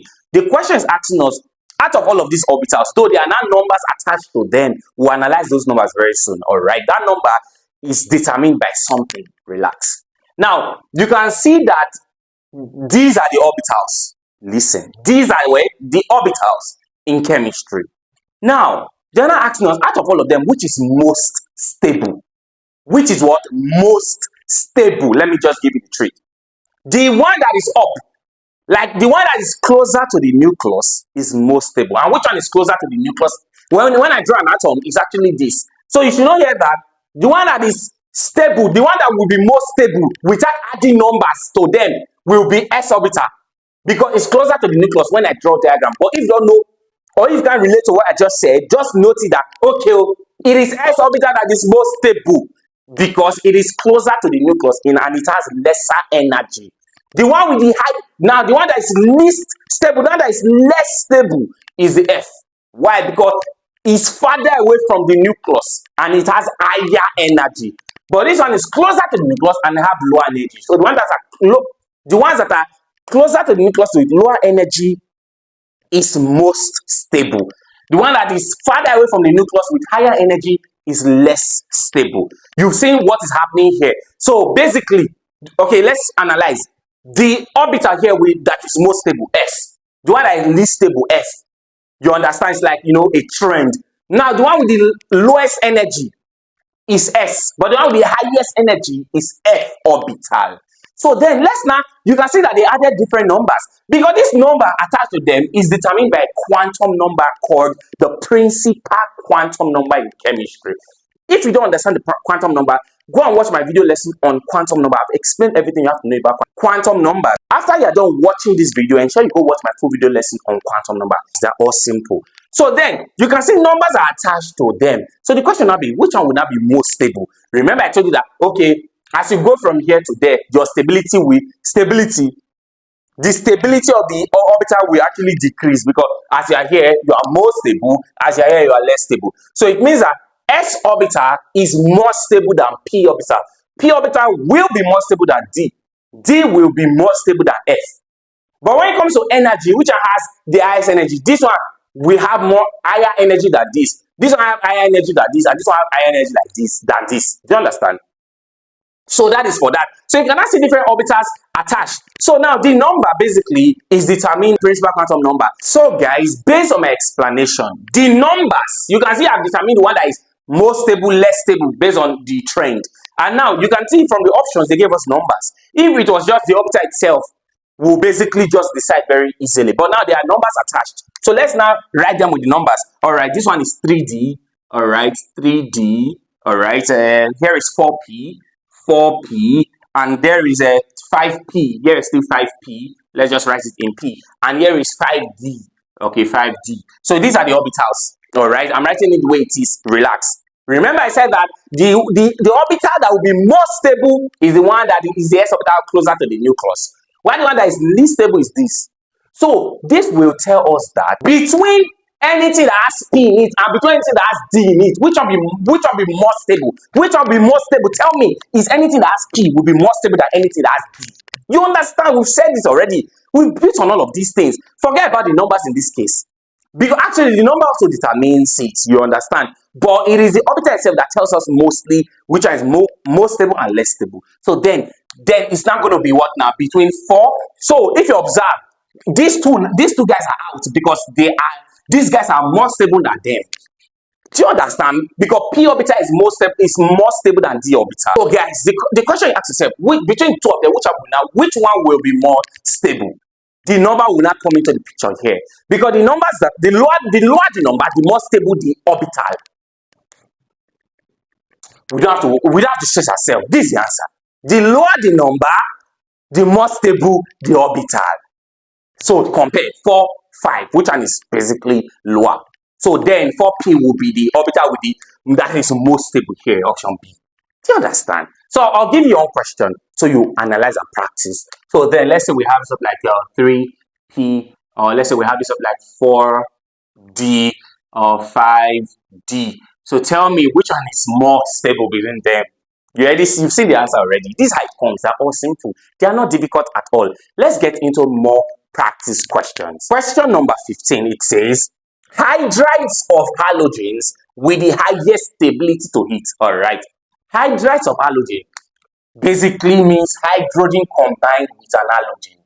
Do you understand? So remember, in chemistry, we have various groups of the halogens, which include fluorine, chlorine, bromine, iodine. So we look at the various hydrides. Hydrogen combined with fluorine, hydrogen fluoride. Hydrogen combined with chlorine, hydrogen chloride. Hydrogen combines with bromine, hydrogen bromide. And hydrogen combines with iodine, hydrogen iodide. All right, hydrogen iodide. So they're not asking us, okay, among these hydrides of halogens, which of them is most stable to heat? Like, it has highest stability to heat. Like, if there is heat, if there is heat applied to this compound, the compound will be stable. So what they're asking us invariably is that which of them is basically very hard to break. Do you understand? Which of the hydrides of this halogen will be hard to break, that have a very strong bond? Actually, the answer is HF. The bond between hydrogen and fluorine is very strong. It's very difficult to break. So the hydride of halogen that is most stable in terms of applying heat to them is hydrogen fluoride. All right. So this one will be option C. Do you understand? So the trend to which it works is that hydrogen fluoride is more stable to heat than hydrogen chloride, and this is more stable to heat than hydrogen bromide, and hydrogen bromide is more stable to heat than hydrogen iodide. So this is the trend. When it comes to stability, this one, in terms of to heat, this one is higher than this one is higher than this one is higher. Do you understand? All these things are very easy, they are not difficult at all. So let's get into the next question, and it says, a method of preventing corrosion that involves coating,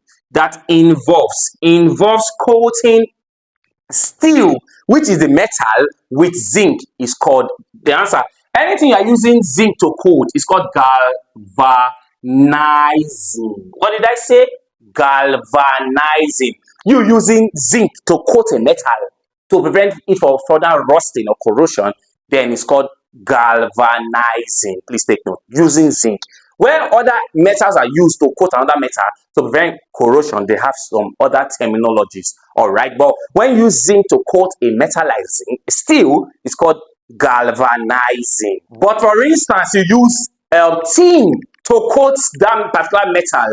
All right, to prevent that metal from corroding, for prevent metal from rusting or undergoing corrosion, then for tin, it is called tinning. What did I say?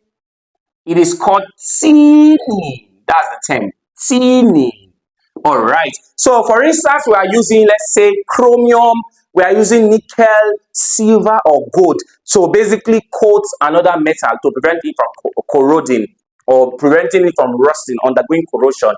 Then that's what we call it electroplating. Look at what the elements I mentioned, though: chromium, nickel, gold, or silver. When you use all of these guys to coat a metal, they call it electroplating. What did I say?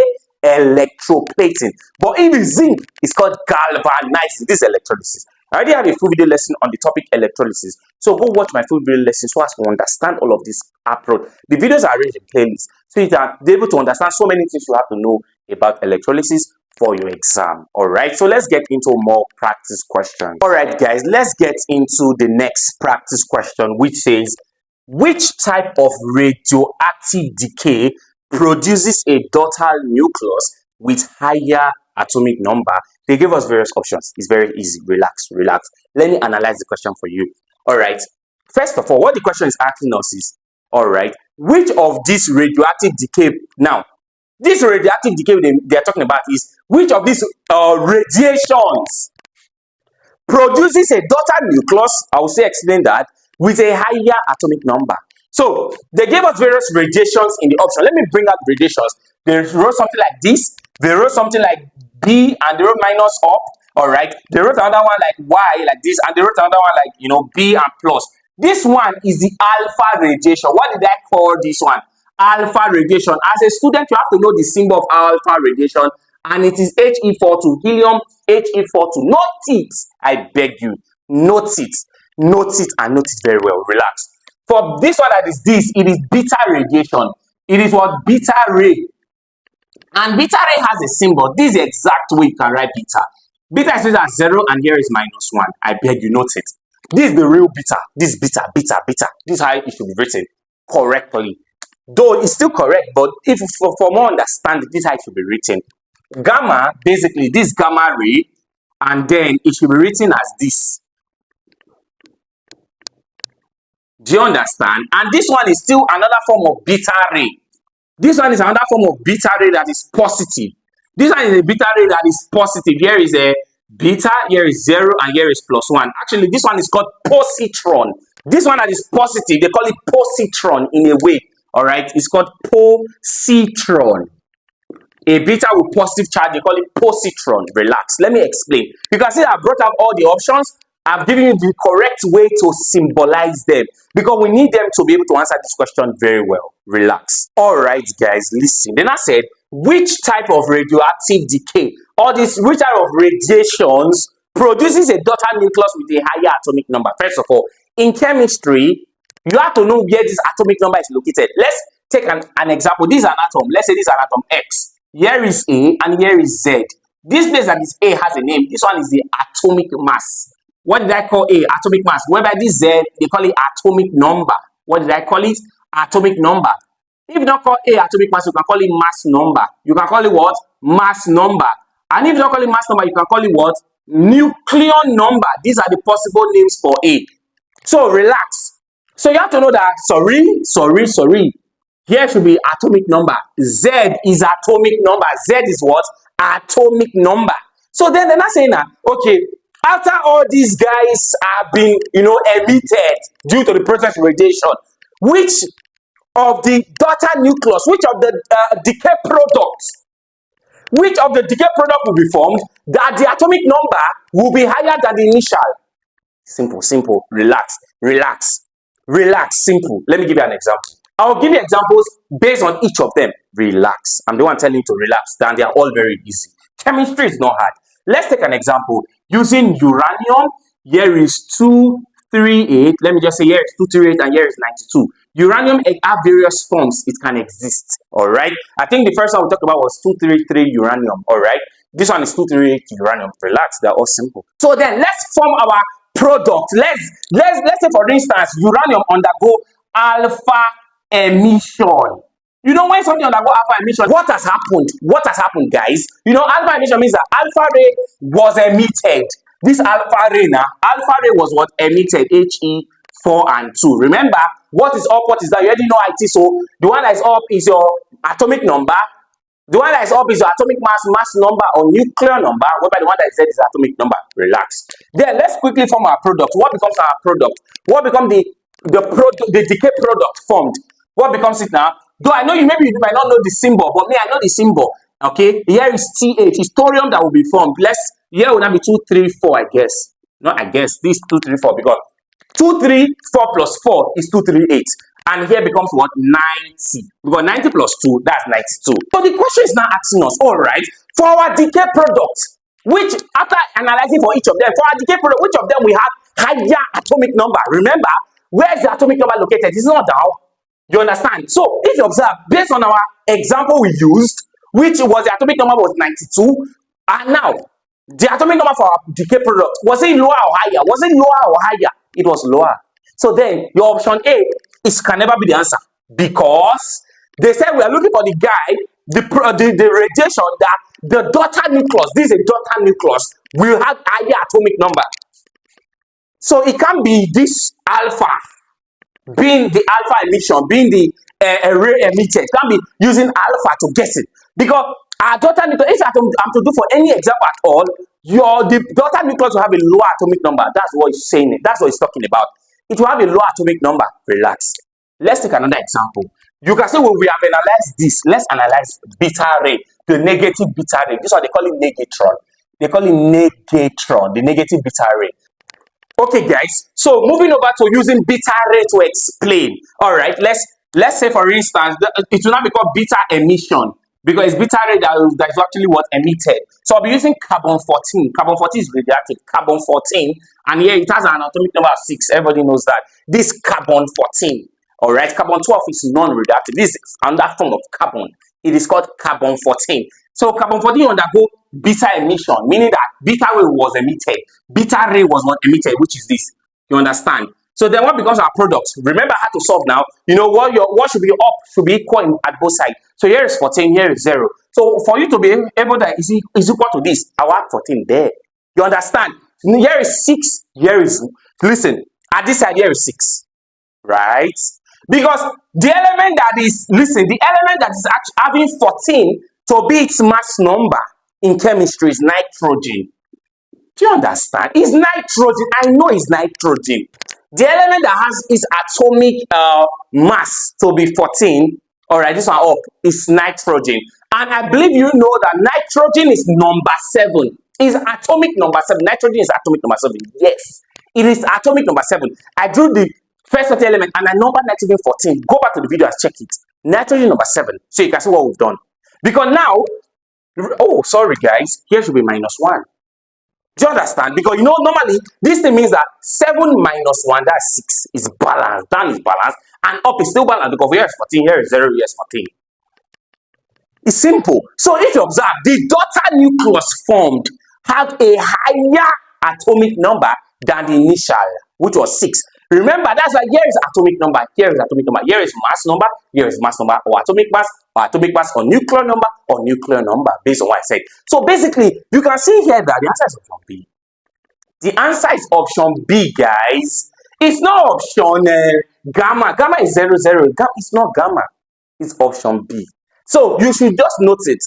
The radiation, because this can just come out again. The radiation or the radiation that basically causes the daughter nucleus to be formed to have a higher atomic number is beta radiation, specifically the beta negative radiation called negatron. Not any of it. This might just come out, so note it. You know, it's objective, so note it very fast. Class, these things are not hard, they are all simple. So you can see what we've done. Question number 18 says transition metals are dashed. You should just notice transition metals are ferromagnetic in nature.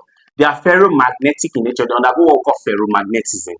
Why? Because transition metals, they have partially filled d orbitals, and also they have unpaired electrons. Listen, elements that have paired electrons, like all of them, they have paired electron. If you look at the element very well, it has paired electron. They are regarded to be diamagnetic element. Diamagnetic element. So they undergo what we call diamagnetism when they have paired electrons. All right, paired electrons.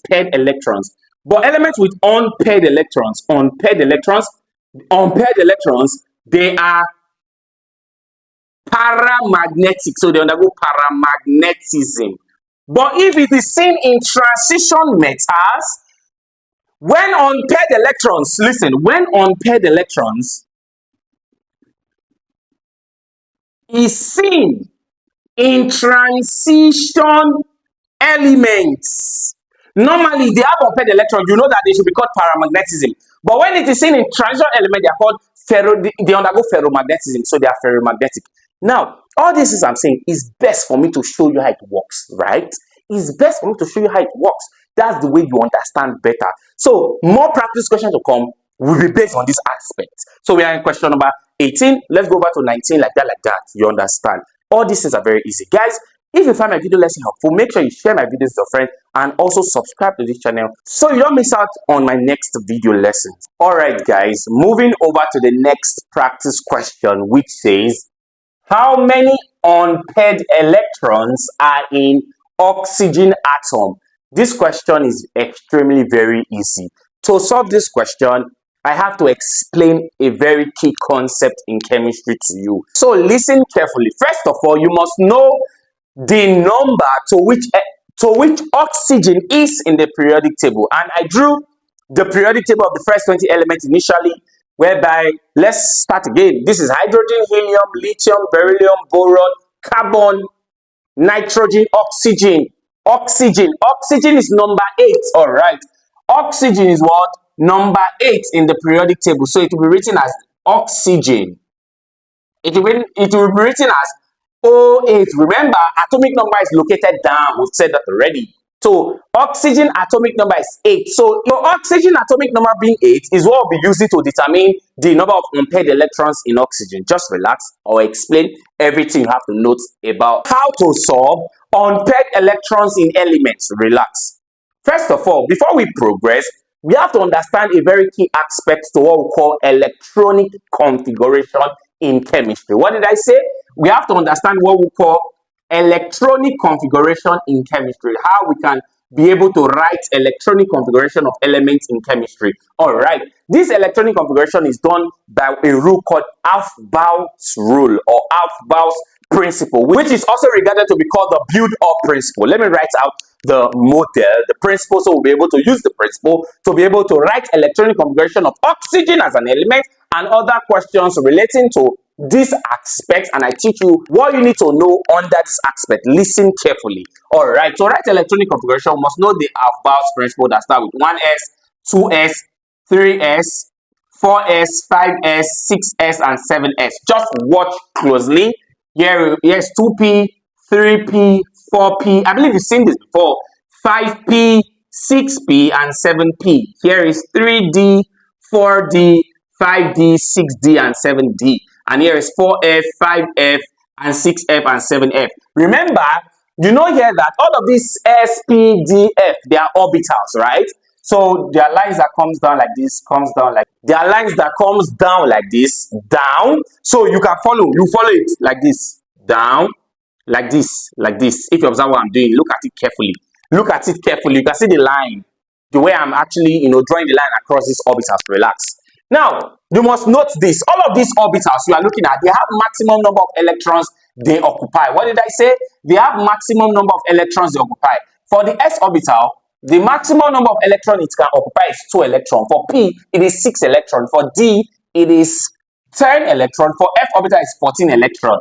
If you observe, the difference is 4 between them. Just relax. So you've noted here that the number of electrons that should occupy these orbitals is for S2, for P6, for D10, and for F14.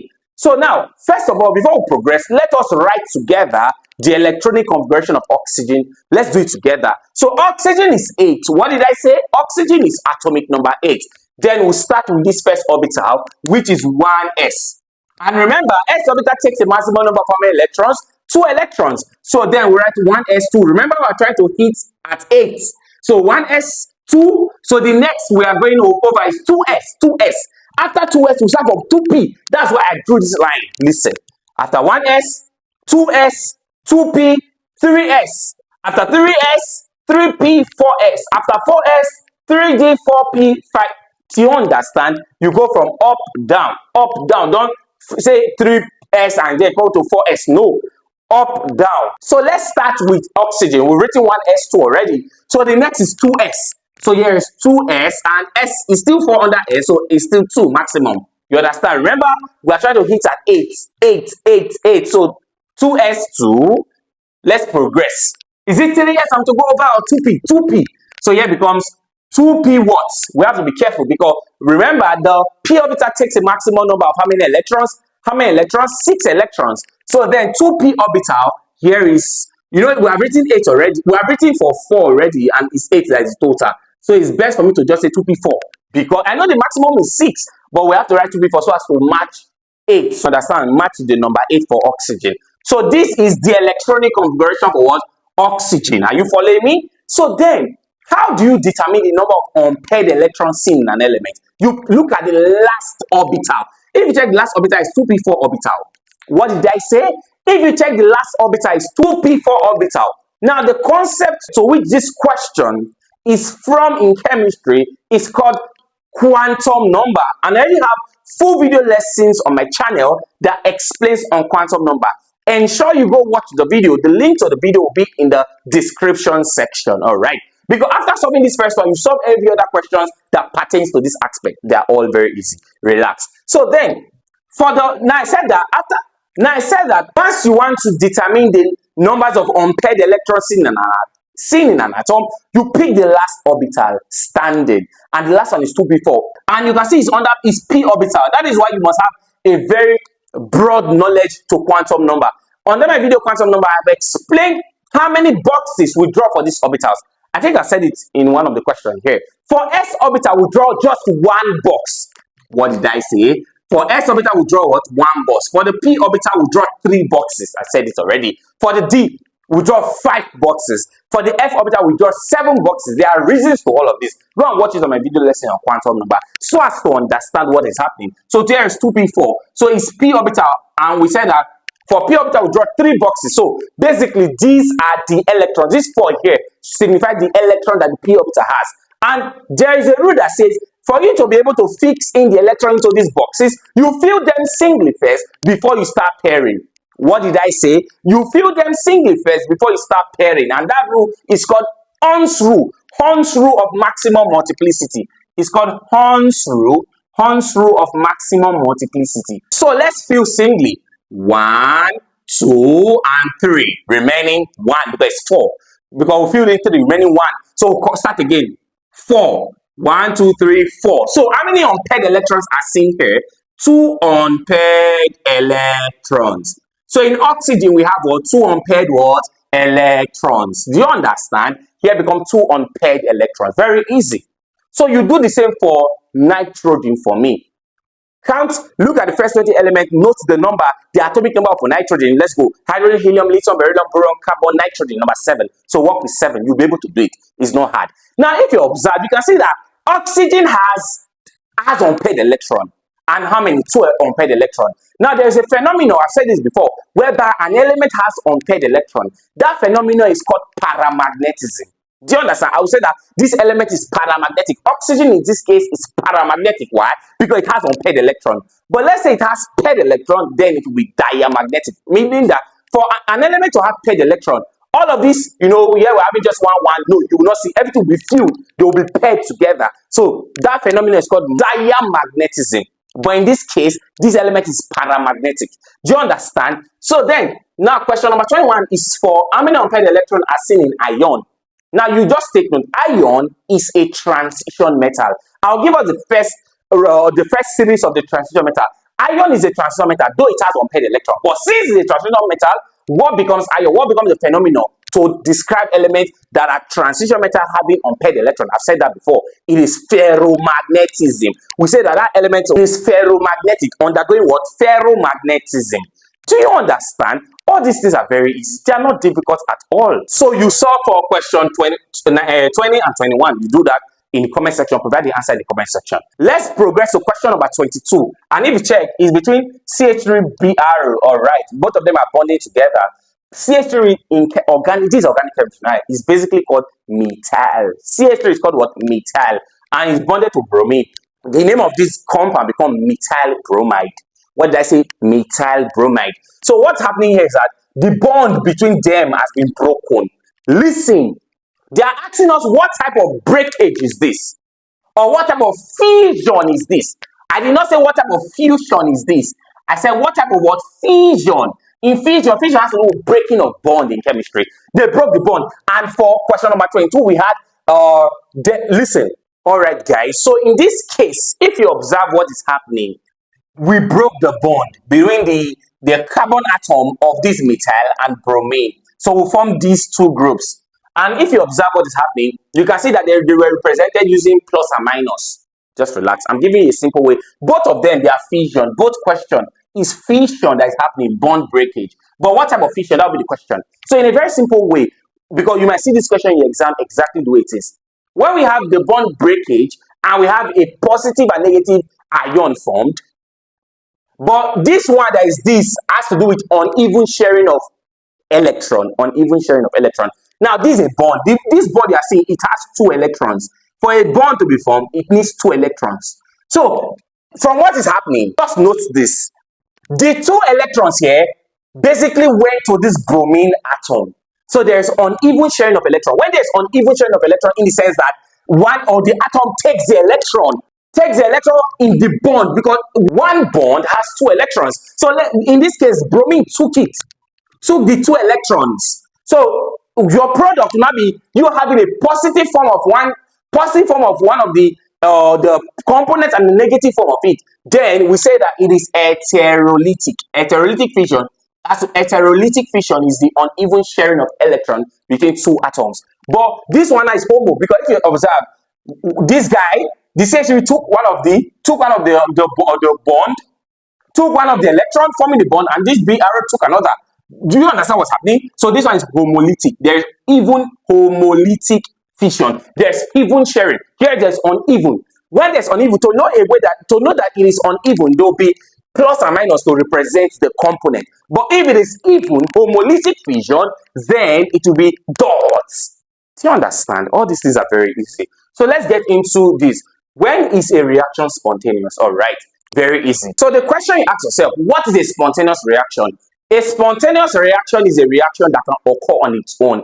But there are three key factors that determines if a reaction is spontaneous or not. And these factors include what we call enthalpy, they include what we call entropy, and lastly include what we call Gibbs energy. What did I say? Enthalpy, entropy, and Gibbs energy. So this enthalpy, entropy, Gibbs energy, do we have sign? But specifically, it's the change in enthalpy, it is change in entropy and Gibbs energy that we are really talking about here. So take note, when enthalpy, which is change in enthalpy, and change in enthalpy is symbolized as delta H. When it is negative, entropy, which is change in entropy, delta S, is positive, and Gibbs energy, delta G, is negative. The Gibbs energy, delta G, should be negative for a reaction to be spontaneous. But the most primary factor that determines if a reaction is spontaneous or not is the delta G, which must be negative. If delta G is positive, it means that that reaction is non-spontaneous. So what is enthalpy, entropy, and Gibbs energy? Enthalpy is the heat content of a reaction, whereby entropy is the degree of disorderliness in a reaction. Gibbs energy is the energy required for a reaction to actually do work. All right. So when a reaction is spontaneous, all of these factors, they are called state functions. All of these things, they are called state functions. They must be like this: enthalpy positive, entropy negative, Gibbs energy negative. Then the reaction is spontaneous. But if it's not like opposite, let's say enthalpy is positive, what do you call it? Gibbs energy is positive, entropy is negative, the reaction is non-spontaneous. But the key of them that determines if a reaction is spontaneous or not is the Gibbs energy. Just note it, it's very, very easy. All right, guys, let's get into the next practice question, which says, which rule states that no two electrons in an atom can have same set of quantum number? All right, that rule is called the Pauli's exclusion principle. The answer is called Pauli's exclusion principle. I'm going to explain. Exclusion principle. All right, there are three very key important principles that talks about atom quantum number relationship. The first one is the Aufbau's principle. The next is the Pauli's exclusion principle, and the last is the Hund's rule of maximum multiplicity. What Pauli's was trying to say, he said that no two electrons in a particular atom or a particular orbital should have same set of quantum number. Listen. So what I mean by this is this: if you observe the way I actually, because all these lines you are seeing, they are electrons in the orbital or in the subshell or in the box phase. So if you observe, I move them in opposite direction. Opposite what direction? Like they should not have, you can say I wrote them in opposite direction. All right. Let's say they were if they were in the same direction, it is wrong. Do you understand? If they were in the same direction, it is wrong. That's not how to write it. They must basically have no two electron in an atom can have same set of quantum number. They must have different, not the same. So basically, they must be represented. When one is going up, the other should be coming down. You understand? Clockwise, anti-clockwise. That's the mechanism. So what just note is this rule was brought about by Pauli's exclusion principle, guys. They are all very easy. Please note all of these things. They are very, very cheap and easy. But which rule talks about for we to fill electrons in orbitals, we have to fill them singly first before pairing takes place. Hund's rule. Who must fill them singly? Now, I told you guys now. See in 2P4, I filled singly before I started pairing. I did not pair at the end. I did not pair at the end. I paired at the beginning. Do you understand? That's Hund's rule. You get. So that is for that. Let's get into the next practice question. And the question says, what is the oxidation number of oxygen in this compound? Very easy. You can see it is Na2O2. Very easy. For which there are rules to calculate oxidation number of elements in compounds. I already have the full video lesson that explains it. So one of the rules is this: whenever you see a compound, one of the rules, you equate that compound to 0. I've equated it to 0. Are you not seeing what I've done? So next thing, you now note that particular element you are looking for. You are looking for oxygen, then you note it. Do you understand? So my advice is for us to rewrite it. Rewrite this representation. All right, before I progress, let me wipe up so I can actually solve it up so you'll be able to understand what is happening. All right, guys, let's get into more practice example. All right. So using Na2O2, they ask us to get the oxidation number of oxygen. So it is a compound. One of the rules to calculate oxidation number, I already have a full video lesson, so ensure you go watch the video, all right, on how to calculate oxidation number of elements in compounds. The link to that video will be in the description, all right. So Na2O2, first of all, since it's a compound, equate it to 0. Have we done that? Yes, we've done that. Let us progress. My next advice is to rewrite. The reason I want us to rewrite is because I'm looking for oxygen. All right, just hold on. Let's rewrite it. Let us rewrite. There is a reason. You'll see the reason very soon. Rewrite in the sense that yes, still become Na2. It doesn't change. But this guy we're looking for will change. The 2 will not be at the front. 2O and then is equal to 0. There's a reason. There is a reason. So first of all, this is sodium. There's something you have to know. That's why you have to watch that video on how to calculate oxidation number. I've explained all of these rules. I've explained that we have the periodic table, and group 1 element, there's sodium there, right? Yes, if you check from the diagram I drew. Just note here that sodium is a group 1 element. Thus, the charge for sodium will be +1. Do you understand? Like group 1 element, their charge is +1. Group 2 element, their charge is +2. Group 3 element, their charge is +3. Group 4, they now have slight difference. You understand? That's why you must watch that video on how to calculate oxidation number, guys. So then, this is sodium. And I just told you now that, okay, if you don't know it before, know it from today. Sodium charge is +1. Note it. So then, sodium charge is what? +1 written. But how many sodium do we have here? We have 2 of it, so we times it by 2. Are you following me? So we are done with sodium. Yes, let's say here was 3 times by 3. Yes, say here was 1 million times by 1 million. So we are going to the next element with plus. So it's for oxygen, so here become 2x. The oxygen will not change to x. Are you following me? You can see the reason I have to now rewrite. Do you understand? So that you understand, catch it very well. So please listen very well. So what happens next? Here becomes 0. Do you understand? So +1 times 2, that's +2, plus 2x is equal to 0. Hope you are following me. So next thing, we collect like terms in the sense that this guy goes to the other side, right? It goes. So +2, this guy goes. Definitely it will go. You understand? This guy is 0, so it's out already. So it is +2x, but when it crosses, it's going to be -2x. So it is equal to, it has crossed equality and -2 what? X. So let us basically divide both sides of the equation by the coefficient of x. What is close to x is -2 and -2. It cancels. So if you observe +2 divided by -2, what's that?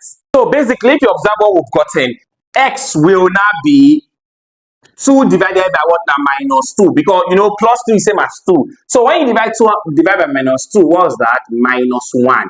So in this case, oxygen oxidation number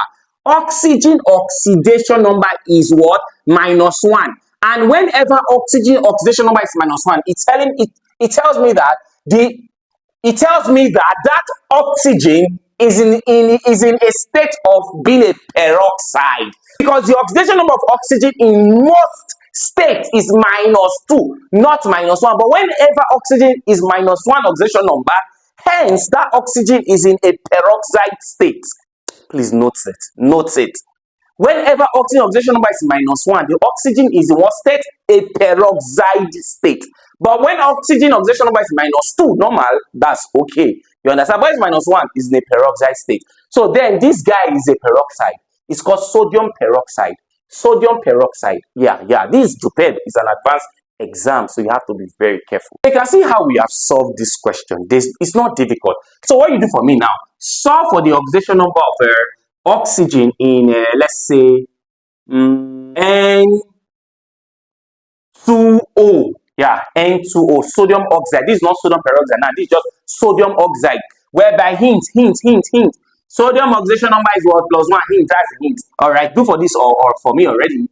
Do for H2O. Hint again, hint. Hydrogen oxidation number is +1. All right. You are looking for oxygen. You are looking for oxygen. Do you understand? Rule equate to 0. Solve carefully. They are not difficult. It's very easy. They are not hard.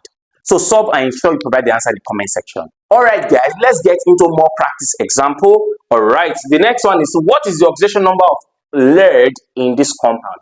It's very easy. Just watch the way we'll be solving the question.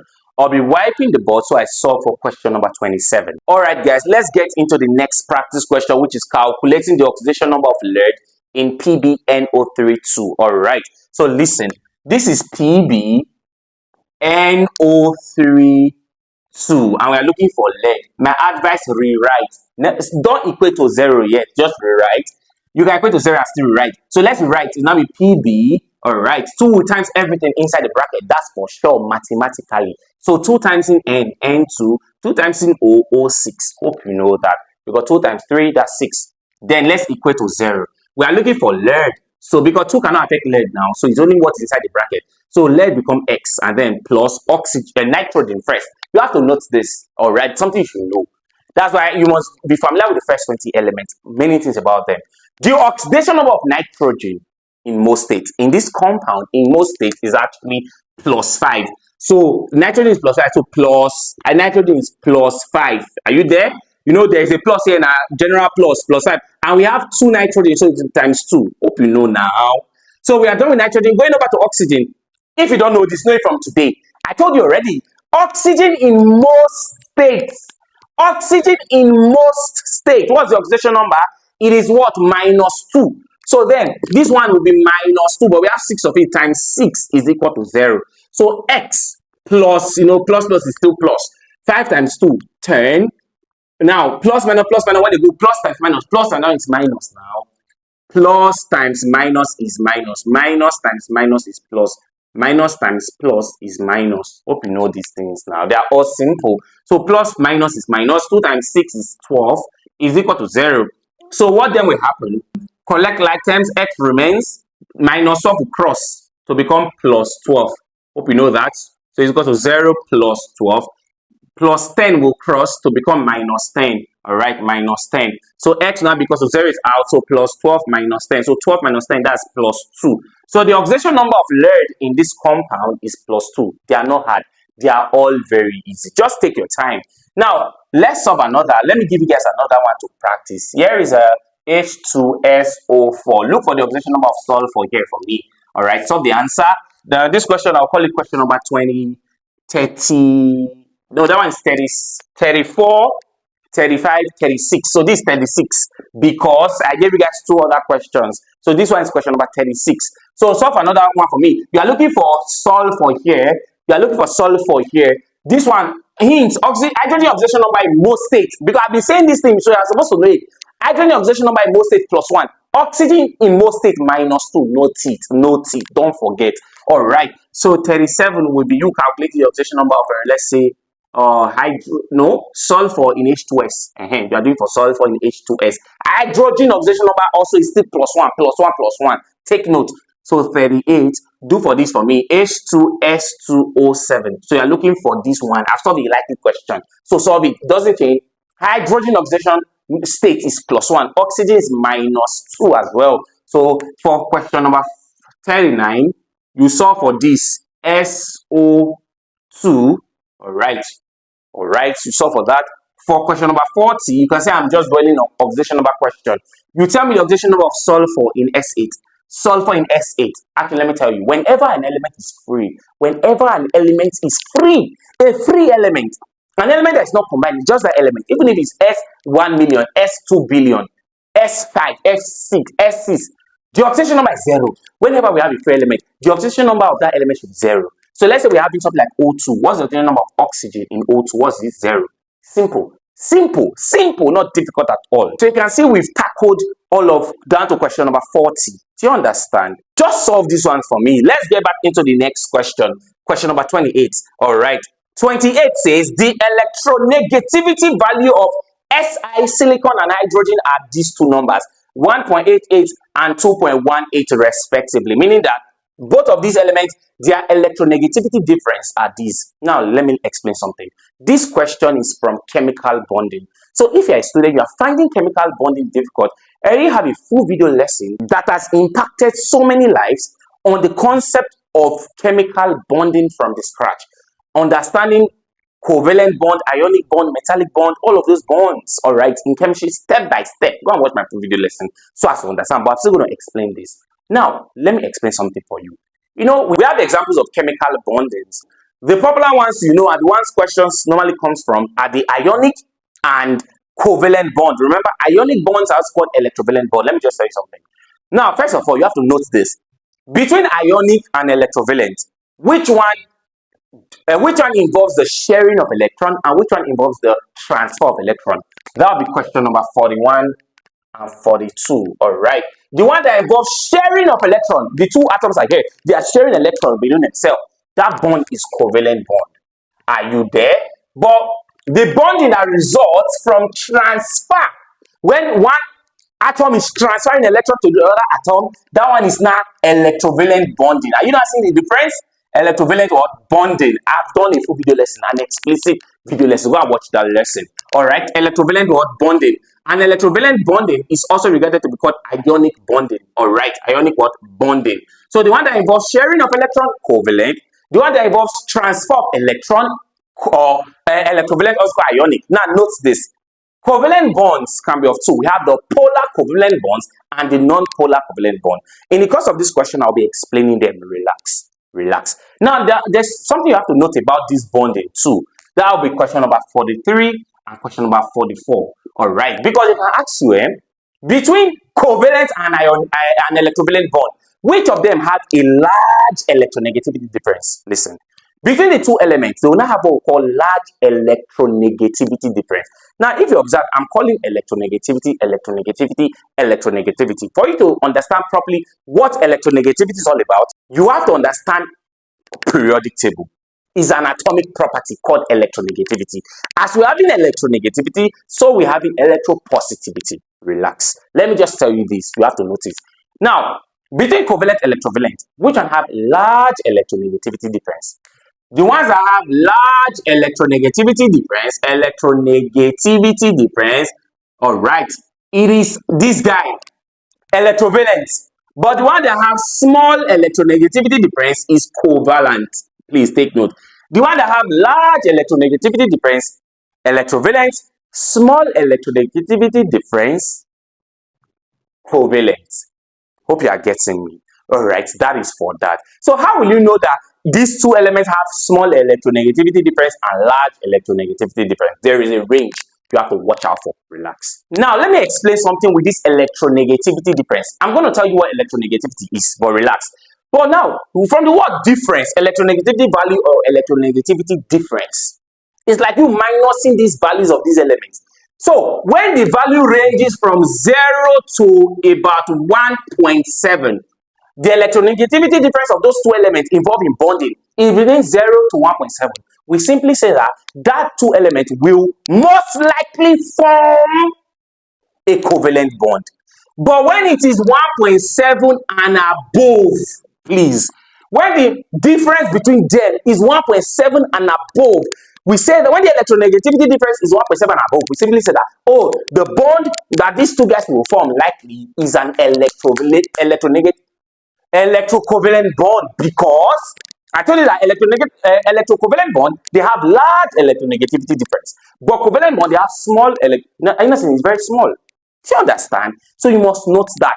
But first of all, now looking at this question number 28, it says that, okay, these two guys, these are their electronegativity values, all right? Minus them, what will you get? 0.3 minus 0.3. 0.3 is not between 0 to 1.7. Yes. So then we say that this guy, the type of bond that what type of bond it will form, it will form a covalent bond. Why? Because the electronegativity difference is low, it's 0.3. 0.3. Are you there? But you now have to be very careful, because for question number 47 and 48, we have to note here that covalent bond can be of two types. We have the polar covalent bond. Listen, we have the polar covalent bond, polar covalent bond, and we have the non-polar covalent bond. What did I say? We have the polar covalent bond and non-polar covalent bond.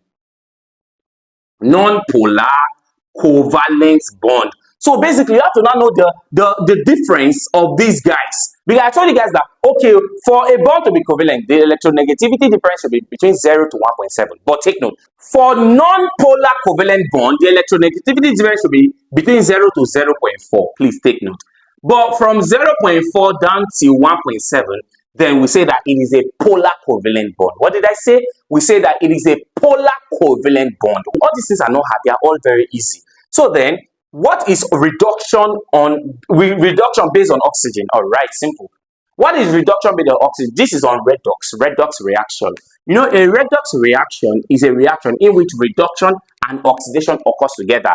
Red means reduction, ox means oxidation. That's the redox. When reduction and oxidation are occurring together, a redox reaction will be formed. So now, they're not asking us, what is reduction based on oxygen? Simple. Reduction is removal of oxygen. Oxidation is addition of oxygen. Reduction, removal of oxygen.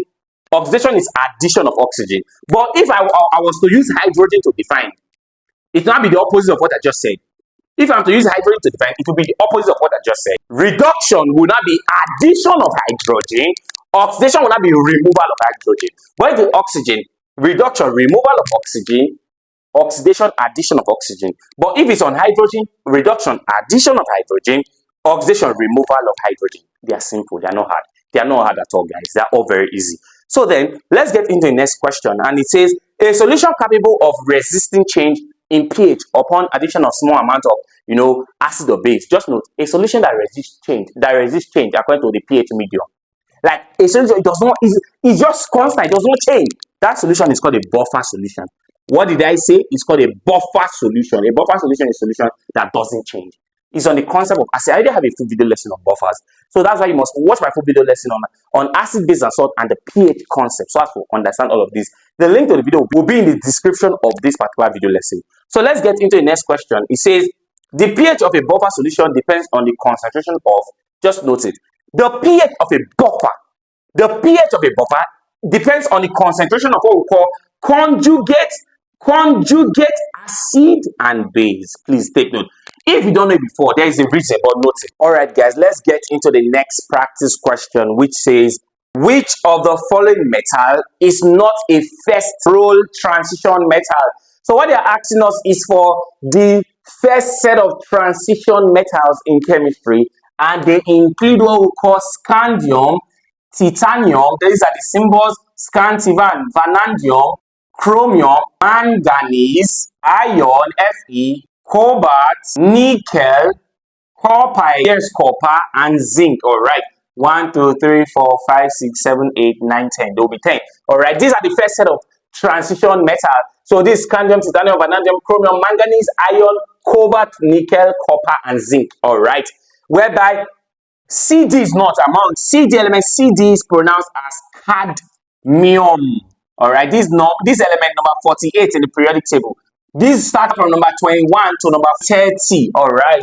Because scandium is 21, titanium 22, like that. You understand? So these are the first set of transition metal. The cadmium is not among, so Cd should be the answer to the question. So for question number 49, guys, it will be you calculating the oxidation number of sulfur in this radical SO42 minus. Just listen, it's very easy. Because the reason I'm doing this, because question like this always comes out in the JUPEB final exam. So you have to notice, all right? So basically, you are looking for sulfur also. But in this case, normally, in those compounds we talked about that don't have like a charge here, we equate it to 0. But in this case, we equate it to the charge. So rewriting it to be SO4 equal to -2. Do you understand? That's how it works. They are all very easy. So for the oxidation number, you're looking for the oxidation number of sulfur. The oxidation number of oxygen still remains the same to be -2. So you solve. So do for this as well. NO, all right, no, let's use this one. NH4 plus. So this 4 plus, like NH4, the plus here simply means +1. You understand? So you are looking for the oxidation number of nitrogen. Hydrogen oxidation number is still +1. It doesn't change. For oxygen, it's -2. So this question number 49 and this question number what? 50. You understand? So guys, we've come to the end of this video lesson. If you find my video lesson helpful, make sure you click on the subscribe button to my channel and also share with your friends. Remember, in the JUPEB final exam, questions in different aspects in chemistry are being tested, ranging from general chemistry down to physical chemistry, calculations in chemistry, organic chemistry. You understand? So you are a student preparing to write the JUPEB final exam and you are finding it difficult to solve questions organic chemistry. I did have full video lessons on various aspects in organic chemistry. The playlist of my organic chemistry videos will be in the description as well. So you can watch and learn so many aspects in organic chemistry, from how you can name organic compounds to solve questions that have to do with organic chemistry reactions. All right. So that is us for this video lesson. If you find my video lesson helpful, make sure you click on the subscribe button to my channel and also share with your friends. Thanks for watching.